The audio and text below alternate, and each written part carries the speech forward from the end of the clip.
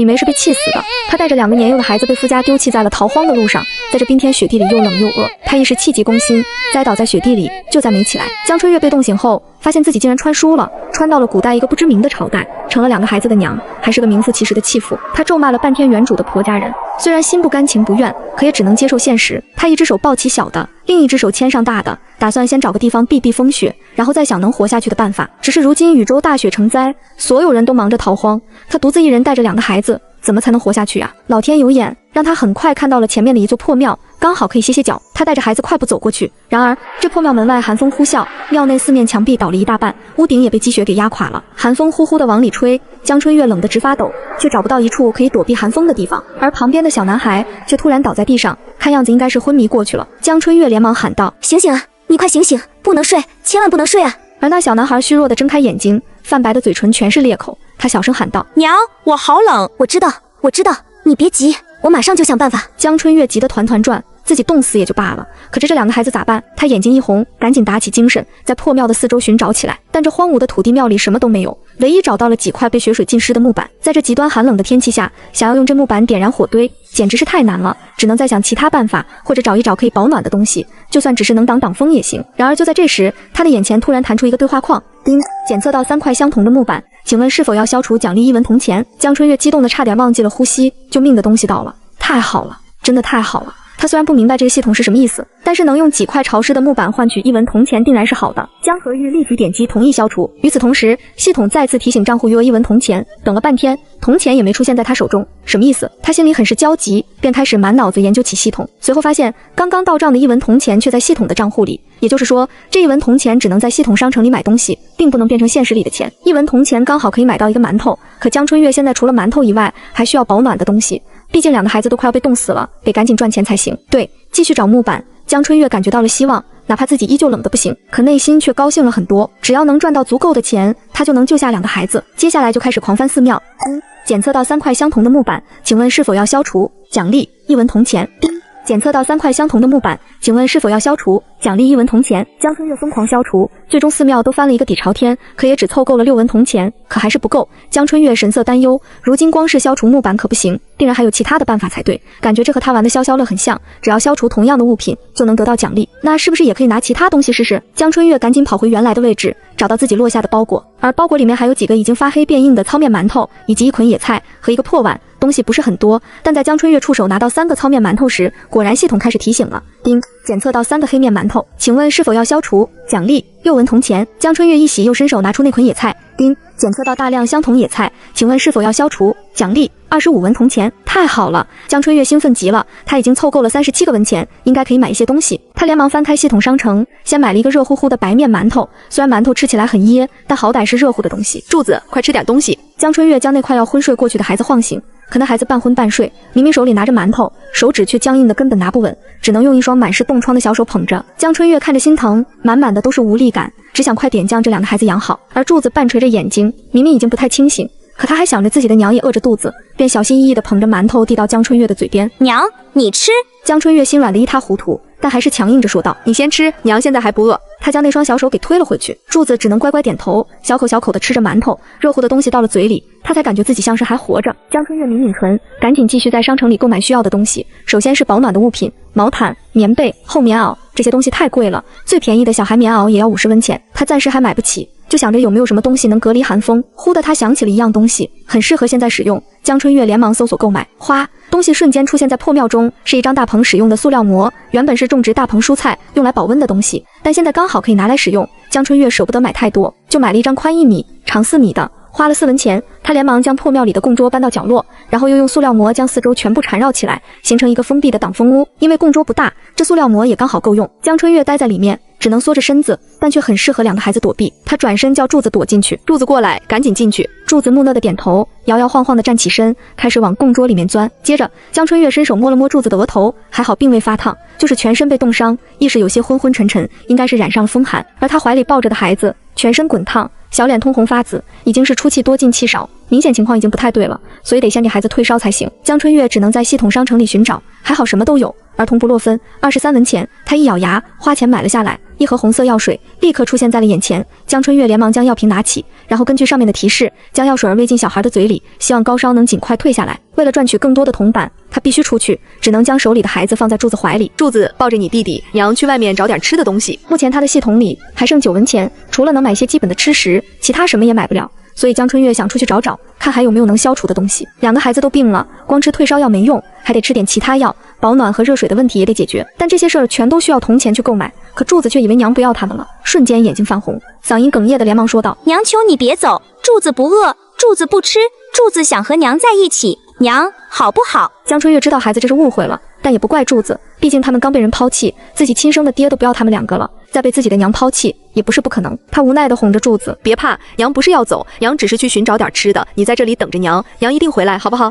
柱子没说话，只是咬着嘴唇，眼泪不断地落下，就像是在恳求一般。江春月心软了一下，又抱着柱子轻声解释道：相信娘，娘一定不会抛弃你和弟弟。最终柱子还是点头应下。好。可就在江春月转身时，柱子又下意识地扯住了他的衣角，青紫色的小脸上满满的全是不舍。江春月的心里瞬间乱成了一团黑线，单独留2个孩子在这破庙里，其实他也放心不下。可外面风雪太大了，根本就不好行走，他又怎么可能带上2个孩子乱走？更何况这2个孩子如今还在生病，就更不能待在身边了。江春月咬了咬牙，接着又在系统商城里花了5文钱买了20张暖宝宝，给2个孩子的身上、手臂还有腿上全都贴上，这才狠心道：柱子，保护好弟弟，娘先走了，你一定要等着我，千万不要乱跑，等着娘回来，知道吗？柱子眼睛红红的点头，依旧恋恋不舍地看着江春月，不能再浪费时间了。他连忙起身朝着破庙大门走去。呼，屋外寒风依旧吹着，江春月冷得全身颤抖，牙齿也抖个不停，2只手臂紧紧地抱在一起，可依旧感觉不到一丝温暖。好冷，真的好冷啊！他现在只穿了2层单薄的衣服，其中一件夹层里还塞了一些柳絮，可是还是非常的冷，一点也不保暖。而且衣服外面那一层粘上的雪化成水，又快速冻上，整个衣服都已经变得僵硬起来，这就更加冷了。没办法，江春月只能给自己也贴上暖宝宝。原本他还想节约一点，但现在根本节约不了一点，毕竟人活着才能有希望。他要是被冻死了，那2个孩子估计也活不了。接着他又抬头看了一下天，阴沉沉的天空，太阳被乌云遮挡的严实，实在是让他不好分辨方向。无奈他只能看附近树的生长，因为南边的阳光比较充足，所以朝着南边的树枝一般都比较茂盛。东南西北，江春月确定好寺庙的方位后，就开始朝着西边的方向而去，希望能找到一些有用的东西。前面有个无人的村庄，村子里的一切都被风雪无声地掩埋了，肉眼可见的地方全都是白茫茫的一片，若是再仔细查看，就能看见那雪地里还有一些被雪掩盖的屋子。江春月一步一步艰难地走着，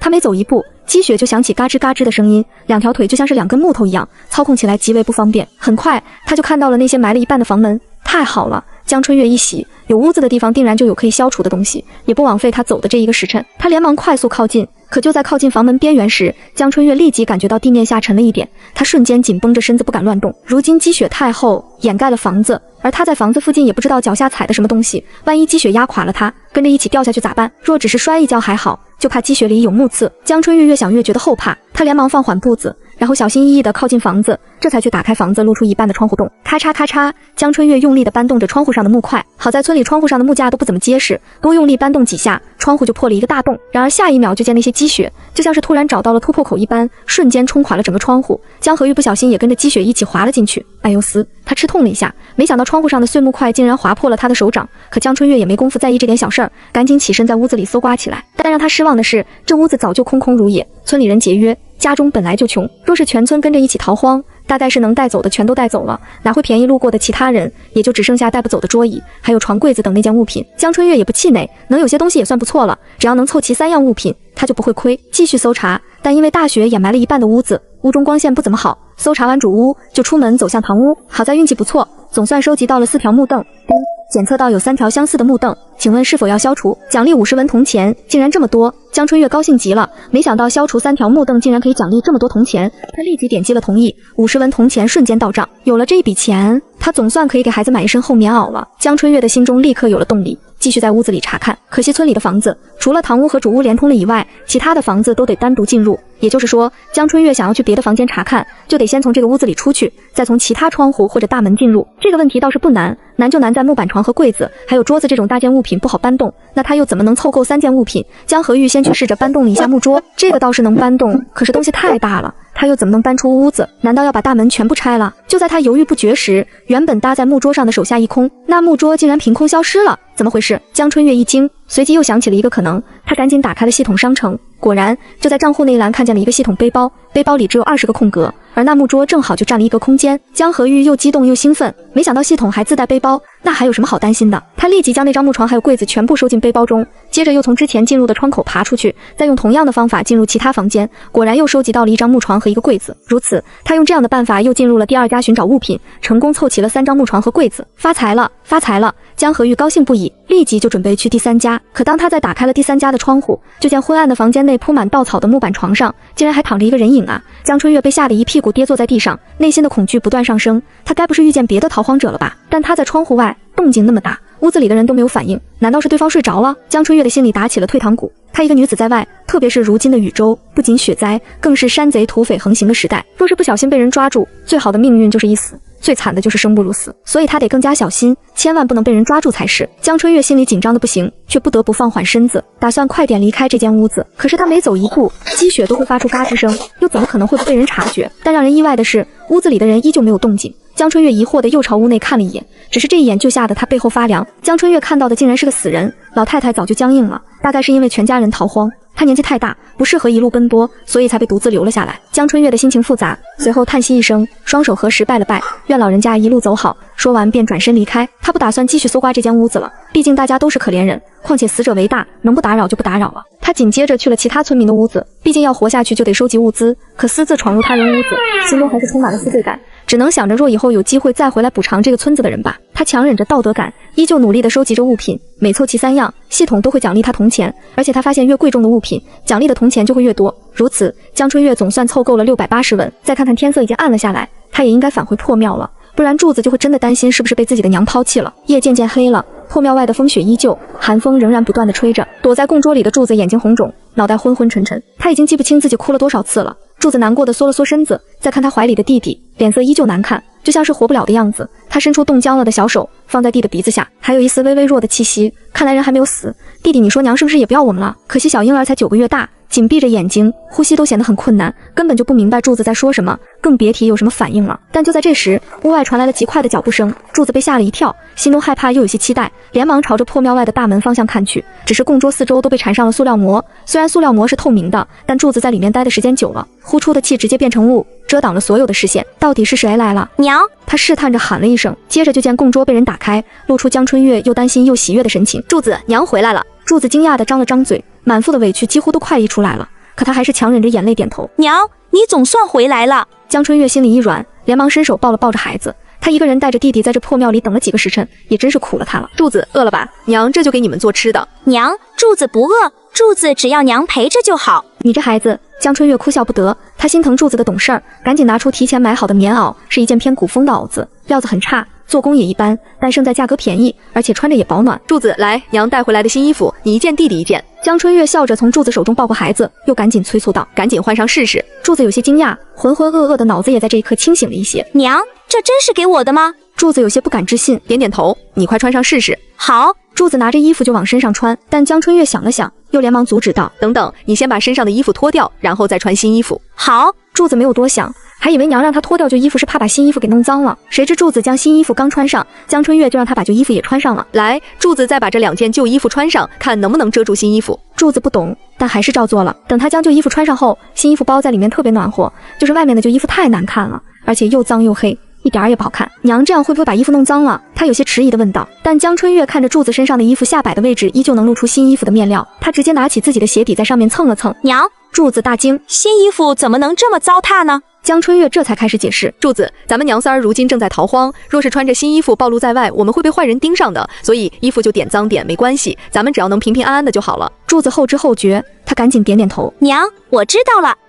江春月笑着摸了摸他的脑袋，接着他又给二柱换上衣服，随后才看向柱子，继续说道：“柱子，你抱着弟弟，等娘把晚饭煮好了，你再出来。”好。柱子这次开心极了，抱着二柱乖乖躲在供桌底下。江春月也开始了第一次雪中野营，试着煮今天的晚饭。9个月大的孩子已经能够吃辅食了，但江春月想着二柱还在生病，应该吃点有营养的东西，就花了巨资买了奶粉和奶瓶，一下子花掉290文铜钱，还是小小的心疼了一下。他又买了一个带盖不锈钢的锅，锅身特别小，适合烧水和煮食物，总共14文钱，然后就是2瓶水，还有5斤炭，一个打火器，一共花了21文钱。江春月有点心疼，却又不得不买这些，因为孩子要吃药，喝水，有些花销必不可少。好在有些东西还可以用上很久。买完东西后，江春月看了一眼余额，原本680文钱，花了80文钱买衣服，又花了325文钱买吃喝用的，最后就只剩275文钱了。江春月肉疼得紧，看了一眼就不想去看第二眼了。接着他开始用打火机烧炭，这个炭是烧烤专用的炭火，大概能燃烧2至3个时辰，除了煮吃食以外，还能取暖，非常实用。等炭火燃烧了，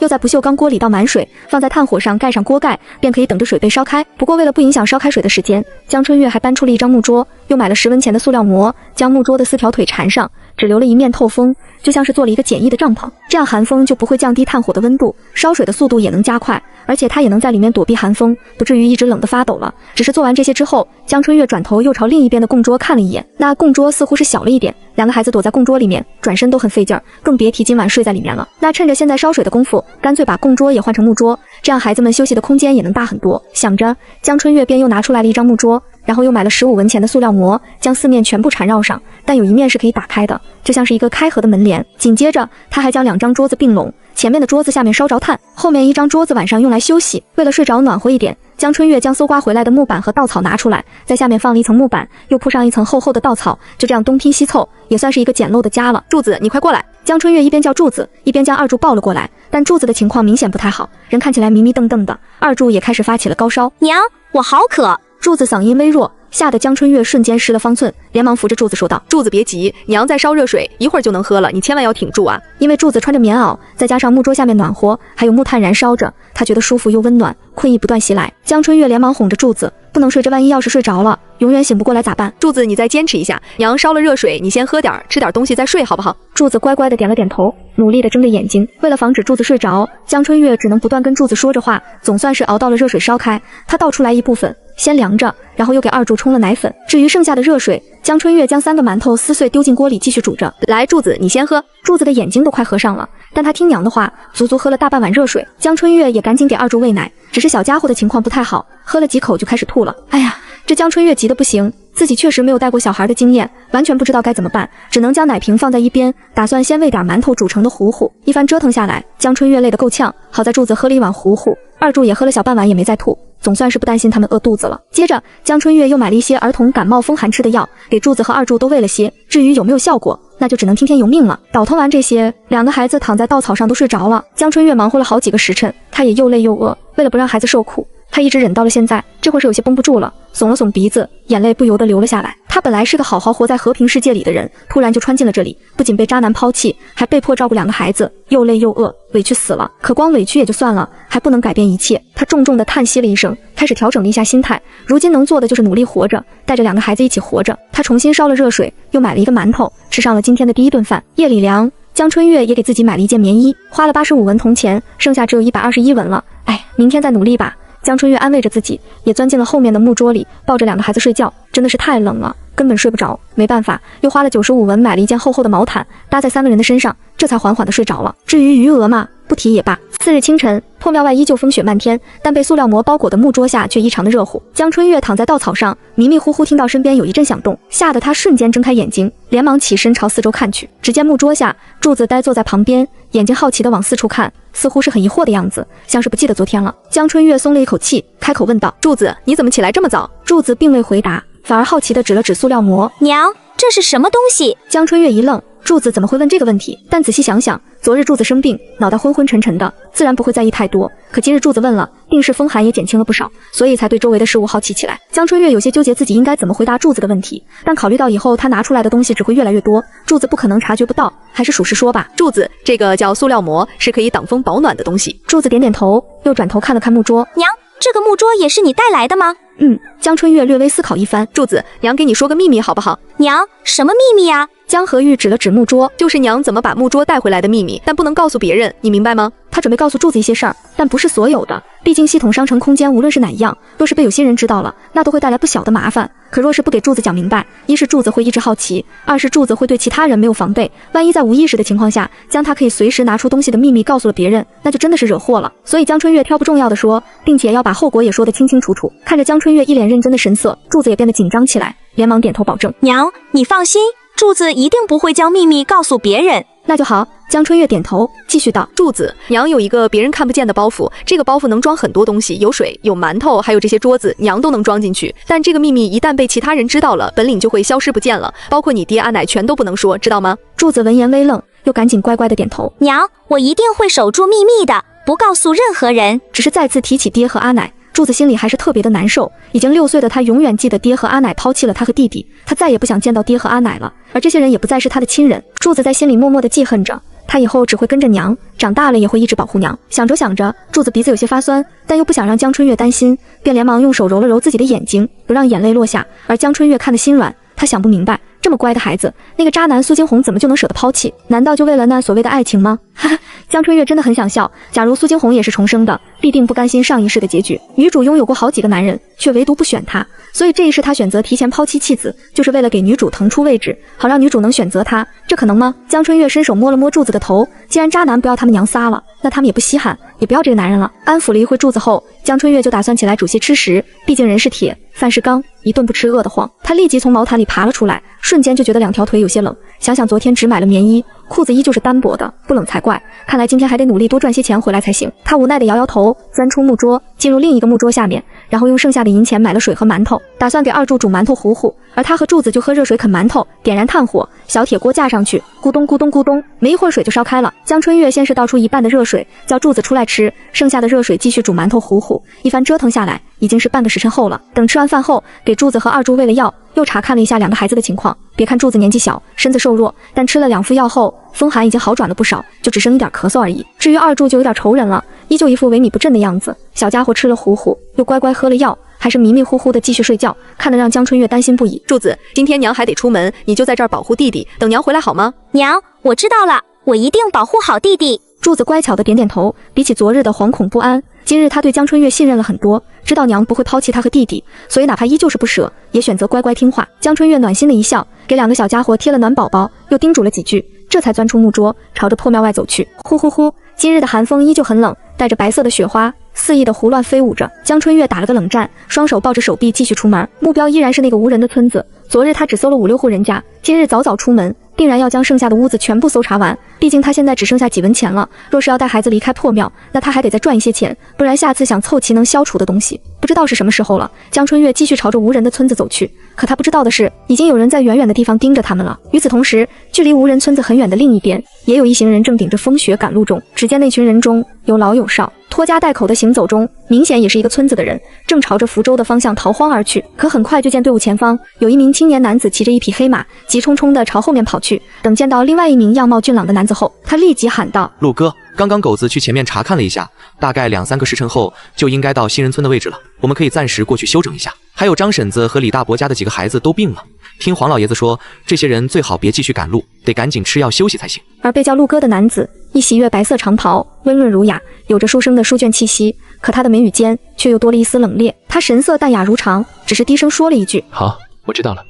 阿耀，你跟狗子继续去前面探路，我带着村里人赶路追上你们。行，没问题。陈书耀连忙点头，说着就转身又朝前面跑去。而陆萧慈见状，又抬头看了看天色，今夜估计又是大雪，怕是明日赶路也会变得更加困难。但村里人生病，这件事也不得不解决。风雪依旧刮着，江春月走了半个时辰后，总算找到了昨日看见的无人村子，而且因为今日没有浪费时间，直接朝着村子走来，时间也比昨日节省了一半。但因为前几户人家江春月昨日就已经搜查了一遍，所以今日他还得继续往村子里面去看一看。江春月踩着厚厚的积雪，一步一步地朝着里面走去，感觉2条腿都快冻僵了，行走起来也极为困难。若是再不买一条棉裤穿上，怕是这2条腿还真有可能被废掉。不，总算到了。江春月看着一处新的房屋，外面竟然还围了一圈院墙，估摸着这家人在村里的条件不错。他连忙翻过院子，朝着屋中的窗户而去。不出意外，里面的东西确实很多，除了桌椅和木床，还有木箱以外，竟然还有一些未带走陶罐和簸箕等物品。丁，检测到有3个相同的陶罐，是否要消除掉？奖励40文铜钱。丁，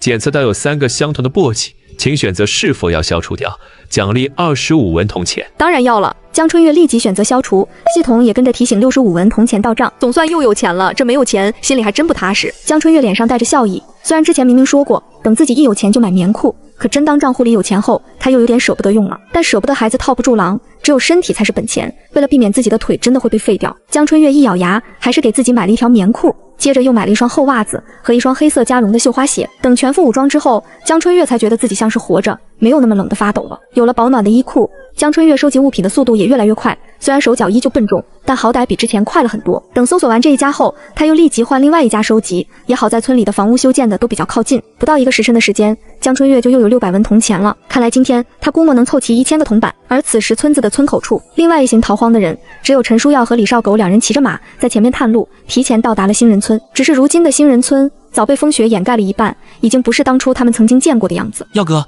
你快来看，这里有人来过。李少狗指着地上的脚印，连忙让陈书耀过来看。狗子，我眼睛不瞎，早就看见这脚印了，而且这脚印不大，多半是个女子留下的。女子？李少狗半蹲在地上看了看，又抬头朝四周看了看，这村子怎么看都不像还有人住的样子，怎么可能会有人在？那现在我们该怎么办？是把这女子找出来，还是在这里等着陆哥他们过来？陈书耀看了李少狗一眼，有些无奈的双手环胸道：顺着脚印要将人找出来也不难，但找出来之后呢，万一对方也拖家带口，那咱们是不是也得将他们带上一起逃荒啊？这……李少狗有些犹豫，本来他们兄弟几人在京都，以他们几个的身份都可以逍遥的当个20祖，可谁知陆萧慈竟然被皇帝分配到狼山县去当知县，所以他们也跟着一起前往做事。后来又因为途中遇见一个村子的人逃荒，半路还碰上了劫匪，他们几人自然挺身而出，将那群劫匪斩杀。而那群村子里的人却求着他们几兄弟带大家一起逃荒，最后还是陆萧慈想着要去狼山县，必定要路过福州，最终同意了这些人的请求。李少狗和陈书耀自然也跟着陪同，但也因此上任时间被不断的拖延，怕是再过1-2个月的时间也不能到达狼山县了。这要是再来1-2个拖后腿的，那他们还要不要去狼山县了？哎，算了，就当我们不知道这事吧。李少狗叹了一口气，本着多一事不如少一事，决定不去寻找这陌生女子的踪迹。刚好陈书耀也是这般想着，他俩可没有陆萧慈那般好心肠，为了别人的事情一直耽搁着自己的事。可就在这时，陈书耀突然咦了一声：咋了，耀哥？李少狗连忙转头看过去，就见陈书耀趴在一家屋子的窗户外，朝着屋里四周看了看，道：这家人是遭贼了，怎么屋子里什么东西都没有？李少狗伸手摸了摸脑袋，既然是逃荒，那肯定将东西带走了呗。可就算要带走东西，怎么连床也搬走了？陈书耀指了指屋里放着木床的位置，地板之间的颜色明显不同，肯定之前有什么东西放在那里。还真是。李少狗忍不住猜测道：总不能当木柴烧了吧？这……陈书耀不敢确定，毕竟这么冷的天气，像是木床这么大的东西带不走，还真有可能被人劈了当木柴，然后再被人给带走了。算了，还是别在意这些小事了，我们赶紧找几间适合落脚的屋子，等会儿陆哥他们就要过来了。好，那我们赶紧去吧。李少狗连忙点头，接着他们2人又继续朝其他房子寻去，但不出意外，这村子里的人家几乎家家户户都没有木床，屋子里简直干净极了，这还真是一点东西都不留啊！估计土匪来了都要骂几句晦气。陈书耀和李少狗2人在村头寻找可以居住的屋子，另一边江春月在村尾搜刮剩下的屋子，主打一个雁过拔毛，势必要将所有能消除的东西全部换成铜钱，毕竟他和2个儿子不可能一直留在破庙。虽然目前看来他们有吃有喝，而且还有御寒睡觉的地方，但当他手头钱用光了后，那他又拿什么东西来买吃的喝的？总不能坐吃山空吧？更何况这古时候的村子一般都比较靠近大山的位置，距离其他村子远就罢了，距离城镇也不是很近，所以江春月想要找消除的东西几乎是难如登天。那还不如趁现在物资充足，寻找一处可以定居的地方住下来，等一切平稳后，他还能做点小生意，赚点现实中能花的银钱，总不能像现在一样居无定所。有了上顿没下顿，柱子和二柱2个孩子也跟着吃苦。心中有了目标后，江春月做事更加卖力。可就在他打算再去寻找下一家的位置时，就见远处村头的位置竟然有2个男人骑着马靠近，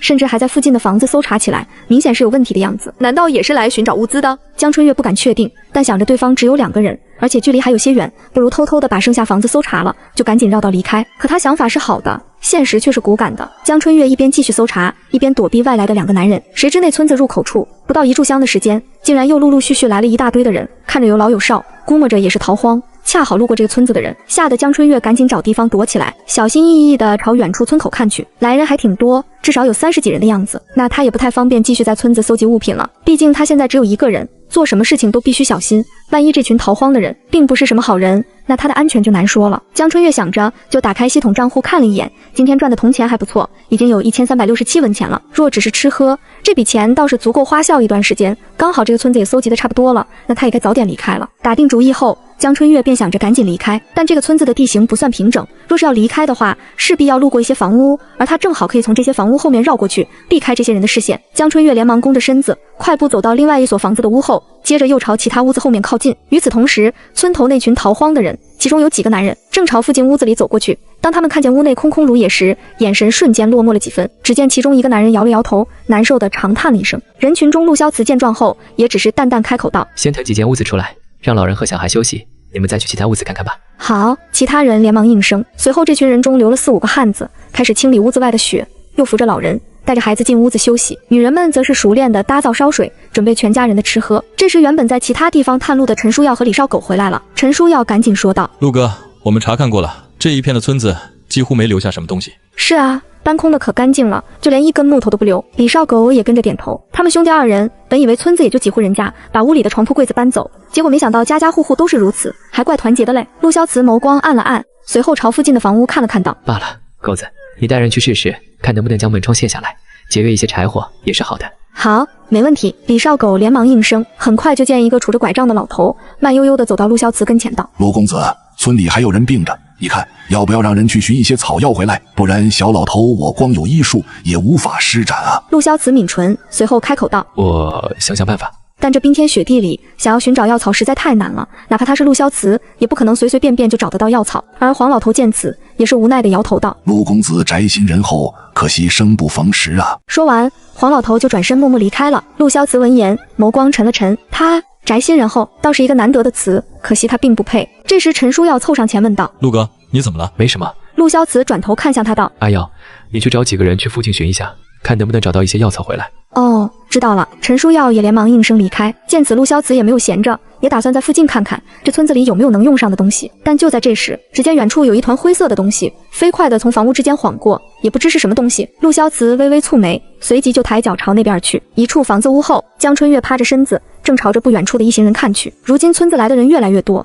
而且都在动手拆屋子上的窗户，还有房门，马上就要靠近这边了。江春月躲在屋后，要是他不快点离开此地，说不定下一刻他就会被人发现。因此，江春月只能尽力压低自己的身子，朝隔壁的房子翻滚过去。咔嚓咔嚓，忽然出现几声响动。江春月也不知是自己身下的雪，还是有别人靠近的脚步声。他慌忙地躲在屋后，抬头朝附近看去，就见一个身穿月白色长袍的男子，就那么身子笔挺地站在了他的身后。啊！江春月被吓了一跳，直接一屁股坐在雪地上，身子也朝后移了一点。倒是那男子见他如此，显然也没有料到自己还能吓到人，微微一愣神后，连忙解释道：“抱歉，在下不是坏人。”可谁信啊？江春月绝不可能因为对方长得还不错，就忽略对方是个男子的事实，特别是有那渣男前夫哥带头。他现在可不怎么相信长相好的男人。江春月害怕的想逃，陆萧慈疑惑的看着他，最后还是解释了一句：“姑娘别怕，在下真不会害人。”但江春月依旧不信，一直朝后退了数十步，又担心自己被其他人发现，这才稳住了身子，一脸警惕的又看向陆萧慈。陆萧慈随后他看着女子乱糟糟的头发，过分消瘦的脸，但眼睛却格外明亮灵动，就像是成精了的兔子精，样貌倒算是不错，可惜身形太瘦弱了，像是除了骨头就只剩一层皮了，说是路边乞儿也不为过。你是不是饿了？他试探地问道。江春月不说话，依旧一脸防备，但又带了一丝疑惑好奇，眼前这男子到底要做什么？好像也不是特别坏的样子。随后就见陆萧慈继续道：“你在这里等等。”只见陆萧慈直接转身走了回去，像是回去要做什么事情一样。可江春月又不能等着对方，他要趁着其他人没有发现自己，赶紧离开此地才行。哪怕这群人并无恶意，只是江春月要离开，还得路过村头的位置，毕竟这漫天风雪中，他不敢随便变换路线，不然他很有可能找不到回去的路。因此陆萧慈走在前面，江春月小心翼翼地跟在后面。若是有其他人看见，还以为是江春月跟在陆萧慈身后走呢。但很快就见陆萧慈提着一个包裹再次走了回来。江春月一慌，连忙就想朝旁边躲，谁知陆萧慈竟然直接拿出来一块饼，看向江春月道：“给我。”江春月愣了一下，他没想到这男子退回去就是为了给他拿一块饼，但为什么啊？如今禹州大雪成灾，家家户户都勒紧裤腰带过日子，哪怕是这么一块饼也会被很多人哄抢，毕竟这可是能救命的东西。可这男子就这样给他了。江春月不相信天上会无缘无故的掉馅饼，这人必定有所图谋才对。可他浑身上下没有一点有价值的东西，衣服，但这男子身上穿着锦缎长袍，不仅保暖，身形也特别宽大，就算衣服给对方了，对方也穿不下啊，那是劫色。江春月不知道原主的长相，记忆中外人的评价是以前长得特别好看，但现在却很少有人夸了。他估摸是长残了，而且他全身又脏又臭，头发也是乱糟糟的，对方能下得了手？再看眼前这男子，长发如墨，眉目如同寒星明月一般，身姿挺拔，不太从容，就那么站在那里，也是妥妥的一位美男子。就这样的男人也不至于饿成这样，所以这人到底图什么？江春月想不明白，便看着对方直接问道：“你想要什么？”什么？陆萧慈也是一愣，仿佛没想到江春月会这样问。江春月见对方不明白，便又继续开口问道：你给我吃的是想让我做什么？他的眼神明亮，说话却很直白。可再直白的话，放在这个时候说，多多少少会让人乱想几分。只见陆萧慈愣了好几秒，随后在赶紧解释道：姑娘放心，在下真无恶意，只是不想禹州的百姓饿死罢了。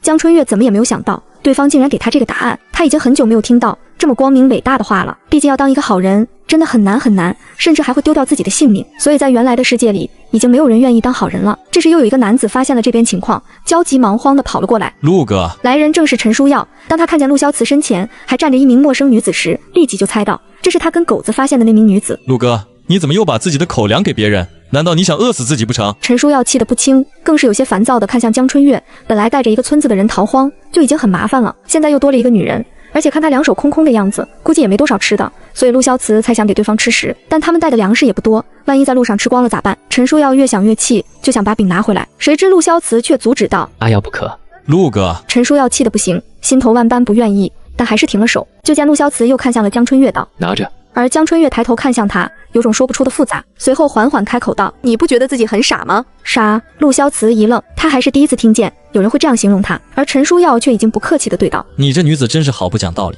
我陆哥好心给你拿吃的，你却骂她傻，就算她做的事情真的很傻，那也不许你这种人来说。江春月无语了，感觉这两人都怪怪的，还是不浪费时间跟这两人说话了。抱歉，是我说太多了。他说完后就立马侧身离开，只是他在离开这无人村时，又慌慌张张撞到了一位老者，两个人瞬间人仰马翻，各自一屁股坐到了地上。哎呦，老夫的骨头，老夫的药啊！而江春月也被吓了一跳，他竟然撞到了老人，吓得他连忙开口道歉：对不起对不起，我不是故意的。接着他立即起身去扶那老头子，倒是那老头子从地上爬起来后，伸手揉了揉自己的屁股，看着江春月道：姑娘啊，下次跑可要慢点，若不然在这冰天雪地里，老夫可没有给你看病啊！这江春月有些尴尬，随后又立即反应过来，眼前这个老头竟然是个大夫，他连忙惊喜地问道：老爷子，你是大夫吗？黄老头纳闷地看向他，怎么看都是一副生面孔的样子，便疑惑地问道：自然，不过姑娘你谁呀？我。江春月刚想回答，就见背后陈书耀追了上来，直接劈头盖脸地说道：喂，你没事跑什么跑？难道是怕我和陆哥吃了你不成？直接吓得江春月一激灵，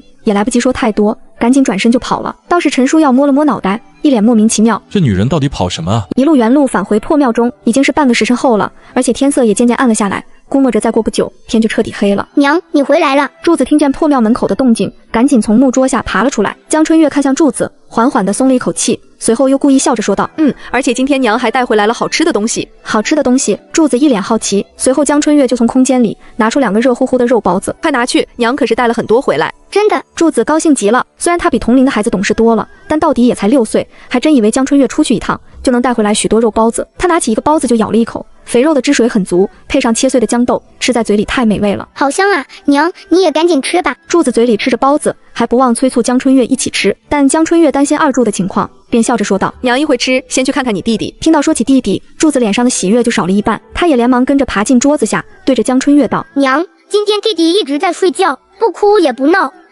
他是不是快不行了？别胡说。江春月心里一颤，也没心思继续说什么，赶紧将二柱抱在怀里看了看，还好二柱没有发高烧，脸色也不是青紫色了，按理说应该是在往好的发展。只是江春月还是有些担忧，毕竟他不是大夫。说起大夫，他又想起白日见到的那一群人，似乎也都是逃荒的人，而且里面还有一位大夫，那他是不是可以带二柱去看病？若不然一直这样拖着，江春月真害怕二柱会出事。可他又想到了那2个古怪的男人，一个是好心肠的傻子，另一个人则是脾气不太好，但总归不是什么坏人。而且他正好也打算带2个孩子离开破庙，若是他能跟这样一群人逃荒，怎么也会比他独自一人带着孩子的强。可他到底只是一个外人，那些人能接受他一个村外人加入吗？江春月有些苦恼，不过既然他有了这种想法，那就要想办法去试一试，只有做过了才会知道结局。想通后，江春月便对着柱子说道：柱子，一会你把身上的衣服和裤子脱下来。柱子一愣，脸色瞬间红红的，有些不好意思的点头道：哦，好的，娘。江春月见此无奈一笑：傻孩子，一会你就躲在毛毯里，娘不会看你什么。知道了，娘。随后江春月便在系统商城里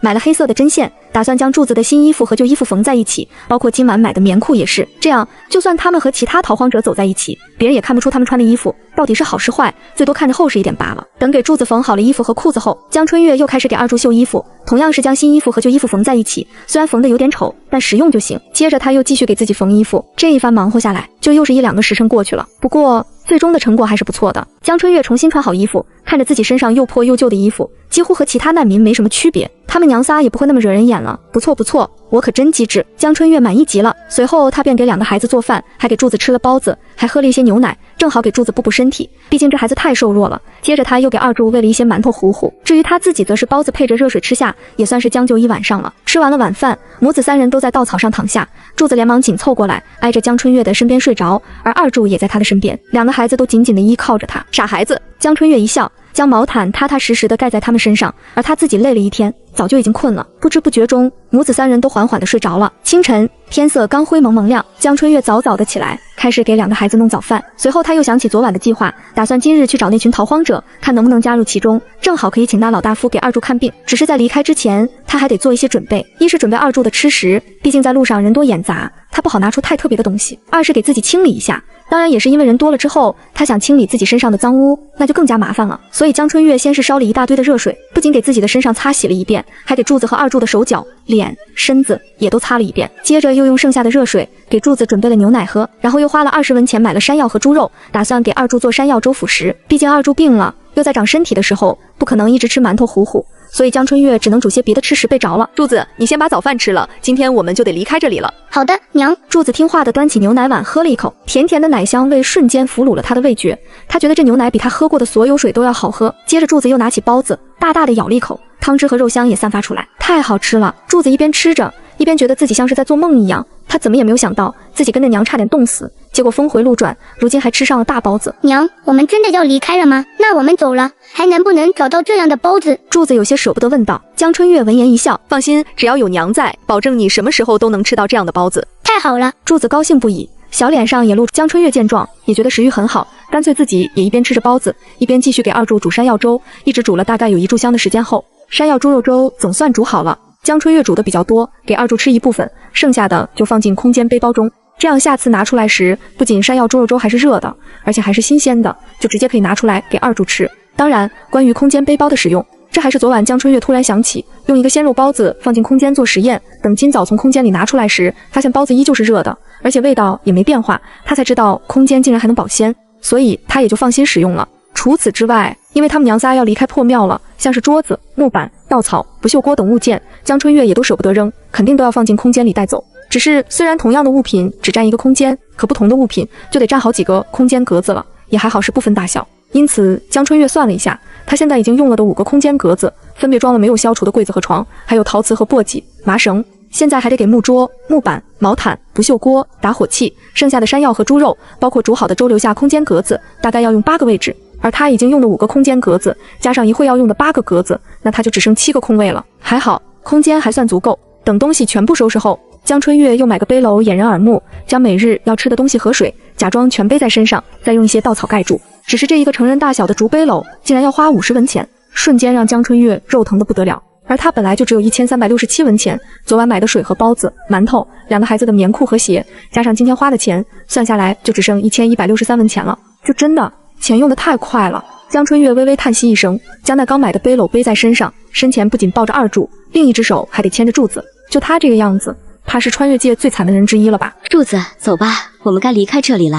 好的，娘。说罢，他们娘仨一起离开了破庙，渐渐地没入风雪中。此时兴仁村口处，附近好几户屋子里都住人了，因为村里人都习惯早起，因此家中的女人也早早的起来，开始烧水煮饭，准备今天一天的吃食。陆哥，昨晚下了大雪，今早这雪依旧没停，怕是一会儿赶路会更吃力。陈书耀有些担忧地说道。他们这一行人，男人和女人都还好说，偏偏还有几个老人和孩子，这一路怕是会走得更加缓慢，实在是让人忍不住担忧。陆萧慈抿唇，随即开口问道：对了，昨日黄老爷子说要找的药草，你们找到了吗？倒是找到了一些，但是几乎用处不大。陈书耀有些为难地点了点头，能有一些就好。陆萧慈也知道，在这漫天风雪中，想要找到山上的药草，简直难如登天，能找到一点就已经算不错了。至于在风雪中赶路，就算再难，这路也得继续走下去才行。毕竟大家都没多少食物了，如果再继续耗下去，估计就是大家一起饿肚子，到时候出现的问题更多。阿耀，你去跟大家说一声，等吃了早饭，大家就跟着一起赶路，时间不能再耽搁下去了。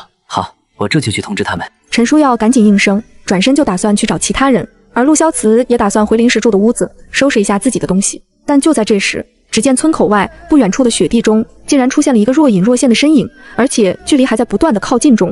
陆萧慈停住步伐，眯着眼睛朝远处看去，就见一个身形瘦弱的女子，身上背着一个竹背篓，怀里抱着一个小奶娃，手边还牵着一个孩子，正步履蹒跚地朝这边走来。是她，陆萧慈认出了对方，正是昨日见过的那个女子。只是他没想到，那么瘦弱的姑娘竟然已经是2个孩子的娘了。陆萧慈有些犹豫，最终还是跨步朝对方走去。而另一边的江春月累死累活地行走着，虽然她背后没多少重物，但是一个9个月大的孩子，好歹也有10来斤，简直让她在负重前行。再加上柱子还小，在雪地里行走也很困难，导致他们娘仨一路走来，简直辛苦极了，恨不得原地坐下休息。可是，在雪地里坐下，屁股也会冰得受不了。无奈，江春月只能带着孩子，硬着头皮继续往新人村走。我来帮你。一个男子温和低沉的嗓音出现。江春月下意识地抬头一看，就见陆萧慈高大的身躯挡在他的面前，一手接过他怀里的孩子，一手去接他身后的竹背篓。明明应该是感动的一幕，但江春月的背篓里其实没装什么东西。他害怕露馅，只能赶紧躲开道：“不必，我自己可以。”至于怀里的2柱，倒是可以交给陆萧慈帮忙抱一下，毕竟这孩子是真的重啊。可以不可以？麻烦你帮我抱好孩子就行，多谢。江春月有些不好意思地说道。陆萧慈也没多说什么，只是双手抱过孩子，跟在了江春月的身边。但他们这一男一女，而且还带着2个孩子，在这雪地上走，怎么看都觉得怪怪的。不远处，李少狗正好在找陆萧慈，他才一转头就看到了这一幕，吓得他瞪大了眼睛，还以为自己看错了。陆哥，怎么一会儿不见你就带了个女人和孩子回来了，而且还是2个孩子？闭嘴！而江春月也尴尬无比，赶紧解释道：“我也是来逃荒的，今日过来其实是想问问你们，可不可以收留我和孩子？我自己带了粮食，可以拿这个跟你们交换。”你要拿粮食交换？李少狗有那么一瞬间脑子转不过弯，这女人被陆萧慈带回来了，那不就是要跟着他们一起逃荒吗？况且只是跟着一路走而已，这还需要用粮食交换？而陆萧慈也看向江春月道：“你若是想一起逃荒，你带着孩子跟上便好，不需要拿粮食交换。”是啊，反正咱们这一大堆的人，多你一个不多，少你一个不少。李少狗也附和地说了一句。偏偏就在这时，陈书耀也发现了这边的情况，一看就看到了江春月带着2个孩子过来，他瞬间就有些气闷，想起昨日他在发现雪地有女子脚印时，他就知道他们又得多带一个拖后腿的。再看陆萧慈怀里抱着的孩子，还有那女子身边牵的孩子，还真是拖家带口的一起来了。他立即上前说道：“你说你带了粮食，那你带的可多？”陆萧慈闻言眉头一皱：“要不可。”可陈书耀已经管不了那么多，他们几人照顾一村子的人，钱也花了，粮食也给了些出去，导致他们兄弟几人也饿肚子。如今这又多出来一个拖后腿的，而且还是一个瘦弱的女子，带着2个孩子，明显就需要人照顾，总不能让他们几个大老爷们饿着肚子，还得去伺候人吧。所以拿粮食交换也行，只要他和兄弟几个能吃饱，就当是他接了一份差事。陈书耀想着，话也这么说出了口：“说啊，你打算拿多少粮食换？”要。陆萧慈的语气已经带上了一分严肃。虽然这件事情陈书耀并未做错，但身为君子，怎么能乘人之危？那瘦弱的女子一个人带着孩子，一看就是孤苦无依之人，就算手里有点口粮，那也是她和孩子活命的东西。他们几个大男人又怎么能去抢夺别人活命的东西？陈书耀心里也气，但他也明白陆萧慈所想，只是他心里也憋屈得紧，总觉得这股郁闷不发泄出去，他就浑身不舒服。可当他看见陆萧慈那张严肃的脸，他最终还是侧过头去，没有继续说下去了。另一边李少狗看气氛不对，连忙打着哈哈说道：“哎呀，这天还怪冷的，一会儿不是还要赶路吗？要不我们先进屋去歇会儿，这样才有力气赶路不是？”陆萧慈和陈书耀2人都有些沉默，反倒是江春月有些尴尬，他算是看出来了，这兄弟3人，一个老好人，一个被迫老好人，和一个不太聪明的老好人，总之人都不坏，那他也愿意和这些人交好。首先就是让对方明白，其实他也不全是一个拖后腿的，毕竟他可是有粮食的人。江春月连忙放下身后的背篓，借着背篓稻草上的遮挡，从空间里拿出10斤糙米道：“那个，其实用粮食换也是我先提出来的，你们不必担忧太多。”10斤糙米是江春月提前准备好的东西，他身上没有银钱，也没有别的东西，只有粮食能拿出来交易。但在这逃荒中，正好粮食才是硬通货，所以他除了糙米以外，还准备了小米、饼子以及几个馒头，全都分别装了一些，这些也都是为了交易而用。只是当江春月真拿出10斤糙米后，不仅是陆萧慈和李少狗惊讶，就连嚷嚷着要拿粮食交换的陈书耀也有些惊讶。说实话，刚刚他固执的想让江春月拿出粮食交换，多少还是带了一些气话，毕竟这一路上他承受的憋屈实在太多，所以他不想再受气，更不愿见陆萧慈还当烂好人。明明他们自己都快自身难保，为何还要去帮助那些毫无关系的人？但他也明白，在这逃荒之中，他们几个大男人去问一个瘦弱的女子要粮食，也绝非君子所为，所以这无奈憋屈的感觉就让陈书耀更加气闷了。哼，就那么些粮食，怕是你们娘仨都不够吃，也好意思拿出来交换？陈书耀看也不看江春月，只是嫌弃的说了一句后，就直接甩袖子走人。啊！江春月愣了一下，一时间没懂这人是什么意思，这是在嫌弃10斤糙米少吗？也不对吧？在原主记忆中，逃荒路上若是有10斤粮食，那可是不少的食物了。而且每次搭灶烧水煮饭时，大家也都只放一点点糙米，基本上都是喝得米糊糊过日子。所以这10斤糙米可是够好几个人吃上10天左右的时间呢。这怎么就少了？就在江春月犹豫要不要再拿点别的食物出来时，就见陆萧慈神色无奈，随后看向江春月道：“你还是将粮食收起来吧。”可是不够。江春月好奇地问了一句，而陆萧慈一时语塞，不知该如何解释。倒是李少狗笑眯眯地说道：“够，当然够，就是耀哥那家伙也不好意思收。再说了，你们娘仨都瘦成啥样了，自己也不好好补一补，还想着拿粮食给别人，是不是有些太傻了？”江春月没想到，昨天他才说别人傻，今天就有人说他也傻了。但用粮食交换，其实也是他深思熟虑后的决定。毕竟他和2个孩子确实需要人照顾，万一路上遇上麻烦，他带着2个孩子就更加困难。所以他想着用粮食交换这几个人的照顾，也算是明码交易，大家心里都不会有什么负担。谁知这些人竟不要他的粮食。江春月想了想，还是坚定地说道：“你们放心，我和孩子还有些吃食，这些糙米你们收着便是。毕竟这一路上，我和2个孩子肯定需要你们的照顾。”说着，他就想把粮食递过去，结果却被陆萧慈给挡了回来。无妨，就算没有这些粮食，若是你和孩子遇险，我们定然也会帮忙。江春月愣愣地看着陆萧慈，眼前这男人是不是好的有些过头了？天下人有谁不贪？难道他就没有一点私心，不怕自己被饿死，或者当老好人被别人害死吗？江春月看了看陆萧慈，又转头看了一眼李少狗，就见李少狗连忙将脑袋摇成了拨浪鼓。他陆哥和耀哥都不收的粮食，哪怕他肚子再饿，也不好意思要别人的吃食啊。无奈江春月只能将糙米收了起来。或许这几个人比他想象中的品行还要好，好的简直不像是个正常人。用糙米交易的事情没有继续下去，江春月还是厚着脸皮问道：“对了，这位公子，请问我昨天遇见的那位大夫，他在什么地方？我的2个孩子都病了，我想请他为我2个孩子诊断一下。”好，我带你去。陆萧慈应声，随后又开口继续道：“在下陆萧慈，这位是李少狗。”李少狗闻言也笑着招呼了一声，江春月也连忙跟着自我介绍：“江春月，2个孩子，一个叫柱子，一个叫二柱。”咦，柱子？李少狗朝着江春月身边的小豆丁看去：“你是叫柱子？”柱子有些害羞惧怕，朝着江春月的身后躲了躲，但依旧乖乖的点头，应了一声：“哦。”几人说着话，就到了一间屋子门前。陆萧慈率先进屋：“黄老爷子，有2个孩子病了，需要你帮忙看一下。”屋子内，黄老爷子蜷缩着个身子，坐在一个火堆前，而火堆上还有一个药罐，散发出阵阵很苦的药味，也不知熬的是谁的药。是你怀里的孩子？黄老爷子坐直了身子，朝着陆萧慈看去。此时的二柱还被陆萧慈抱着，便直接抱过去让黄老爷子看了看。而门口江春月见状，也一脸担忧的赶紧凑上去，有些焦急的问道：“老先生，孩子他怎么样？是不是病得很重？”黄老爷子看了江春月一眼，立即就认出对方是昨个撞到自己的女子，但他也没说什么，只是伸出枯瘦的手指扒拉着二柱的眼皮，接着又捏着二柱的下颚，看了看孩子的嘴，随后才摸了摸二柱的脉搏。做完这些后，他才看向江春月道：“这是你的孩子？”“是，老先生，你看这孩子到底是什么情况？之前他发过高烧，如今高烧已经退了，可还是每日昏昏沉沉，就像是一直睡不醒的样子。”江春月还想把孩子的情况说得更仔细一些，但黄老爷子却摆了摆手道：“喂，你这孩子命大，已经在鬼门口走了一圈，如今只是高烧过后比较贪睡而已。”“那他还吃不了多少饭，每次给他喂食，他都只吃了一点点。”江春月赶紧继续问道。而黄老爷子闻言，又去摸了摸孩子的肚子，随后看向江春月道：“你这孩子这几日可有如厕？”江春月一愣，这几日他都在外面寻找物品，还真不知道孩子拉没拉，只能低头将目光看向柱子。就见柱子摇了摇头道：“老先生，我家弟弟并未如厕。”“可懂了。”黄老爷子看着江春月笑了一下，而江春月有些尴尬，难怪这几日孩子吃的少，明显是肚子里装多了那玩意，只要拉出来就没事了。多谢老先生了。他连忙感激地说了一声，而黄老爷子摆了摆手，又从自己随身带的布袋中取出几味药材出来。不过这孩子的风寒、体虚、胃寒依旧未愈，你可拿这些药用水煎服即可。是，多谢老先生。江春月接过了药，心里无比感激。接着他又将柱子推了推。请问老先生，那我家柱子呢？他是否也是风寒未愈？黄老爷子只看了柱子一眼便道：“这孩子没什么问题，你且放心。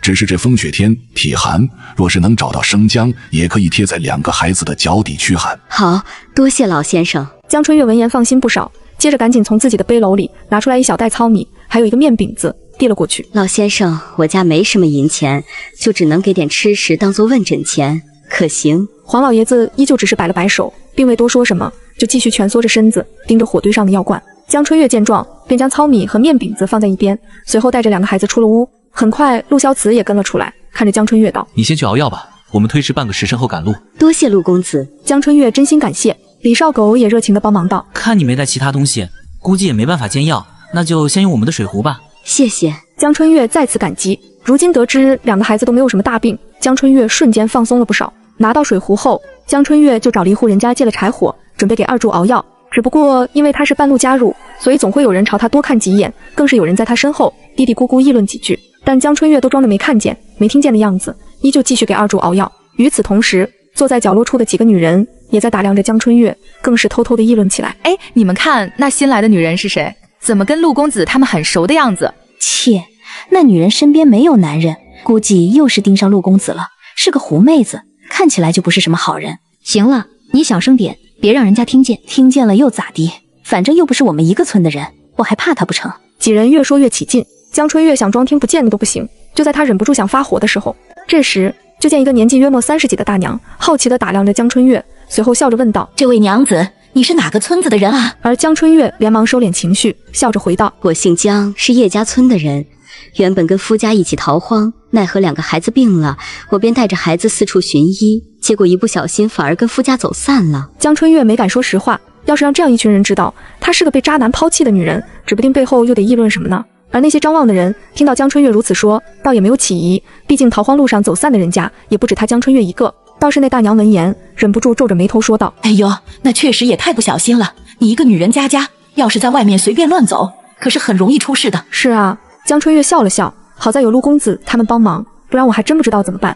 提起陆萧慈的名头，附近有好几个妇人立即转移注意力，都忍不住夸起来：“哎呦，说起陆公子啊，他人确实不错，若不是他帮了我们，怕是我们整个村子的人都会死于非命。”对啊，对啊，陆公子不仅相貌好，人品也好，也不知以后哪家的小姐才能配上这样的人。要我说啊，我家春丫就长得不错，要是陆公子喜欢啊，我立马就让我家春丫嫁过去。呵呵呵呵，我呸！你这老婆子想得倒美，就你家春丫头，还是少去祸害别人陆公子了，省得别人说咱们村的人恩将仇报。去，我想想还不成嘛。几个妇人有说有笑，而江春月只是静静的煎药，偶尔配合的笑一笑，耳边也总算清静一些了。熬好了药，但汤药现在还很滚烫，所以江春月想趁现在帮二柱去排一下便便，不然一会大家开始赶路，路上就没有时间帮二柱排便了。柱子，你在这里看着药，娘先带你弟弟如厕，知道吗？而柱子闻言，立马乖乖点头道：“好的，娘，柱子一定看好汤药。”如此，江春月就赶紧抱着二柱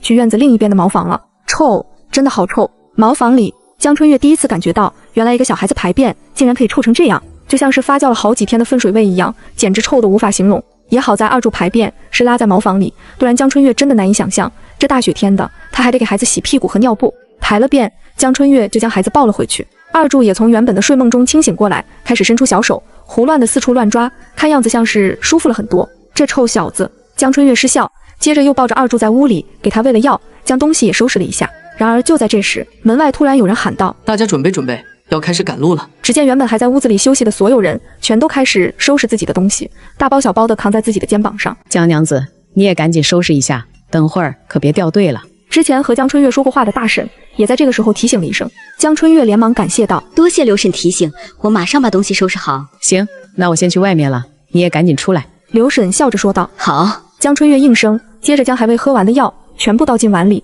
趁人不注意的时候就放进了空间里。至于他用过的水壶洗干净后，还得去还给陆萧慈他们。柱子，你先抱着弟弟，娘去把东西还给陆叔叔他们。好，知道了。柱子乖乖点头，随后紧紧地抱着二柱。而江春月提起水壶，就赶紧去找隔壁的陆萧慈和李少狗两人。谁知他才出房门，就正好遇见了陈书耀。但陈书耀似乎还未消气，在遇见了江春月后，也只是昂着脑袋冷哼一声，并未和江春月多说一句话，就还挺尴尬的。哟，夏娘子，我正好在找你呢，水壶用好了吗？李少狗正好也在此时过来，看着江春月手中的水壶后，就赶紧抬手接了过来。江春月也赶紧道谢：“谢谢了，多亏有你们了。”嗨，这都是些小事，不过马上就要赶路了，夏娘子你也赶紧准备去吧。李少狗提醒了一句，而江春月也连忙点头道：“好。”如此，他也去收拾东西去了。不过他的行李就只有一个背篓，其他什么东西也没有，所以也没什么好收拾的。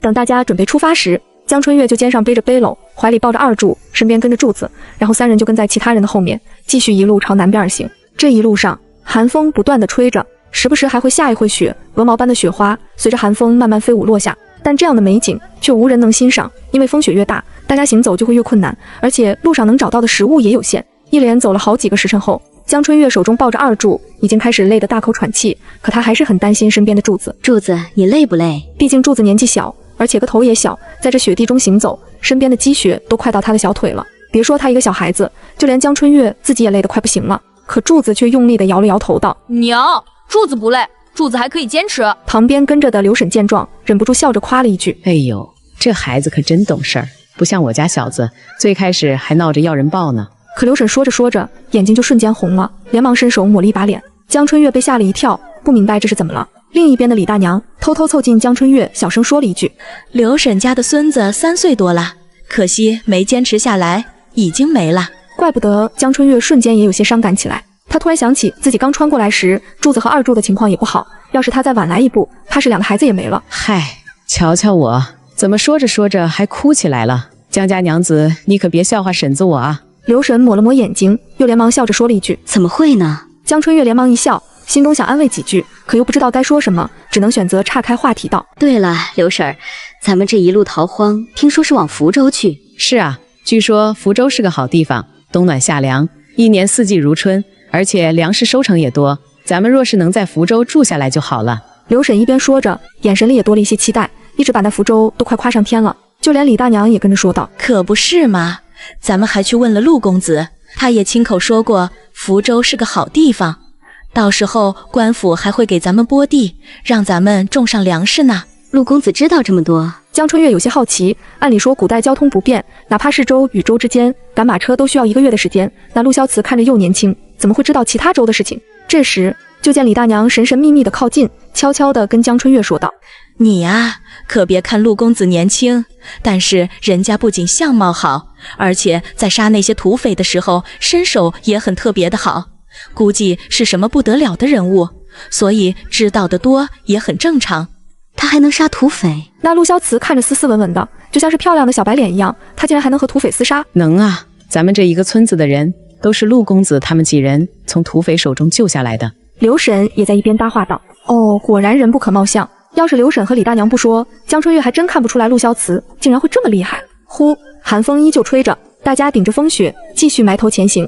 江春月这一行人一走就是好几个时辰，途中也就休息了一会，大伙就又得继续赶路了。但也许是靠近大山的关系，路上还遇见了2只野兔，那些行动快的男人立即就将野兔抓了，这样晚上他们家还能吃点荤腥。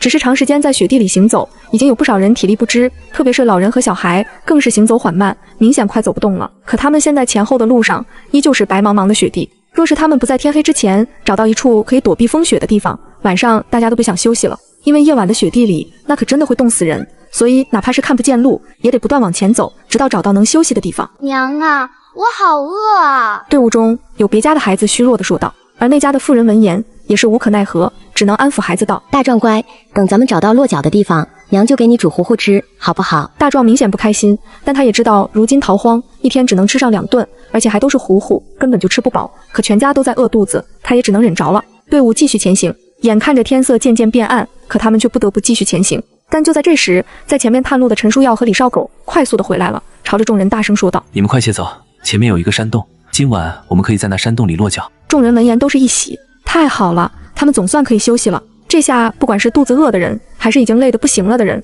全都鼓着劲地往前走，只要到了山洞口，那他们就可以休息，还吃上一口热乎乎的糊糊了。此时人群中，江春月2腿也在打颤，特别是抱着孩子的手早就已经麻木了，他甚至都想摆烂，干脆不逃荒，找个地方冻死的了。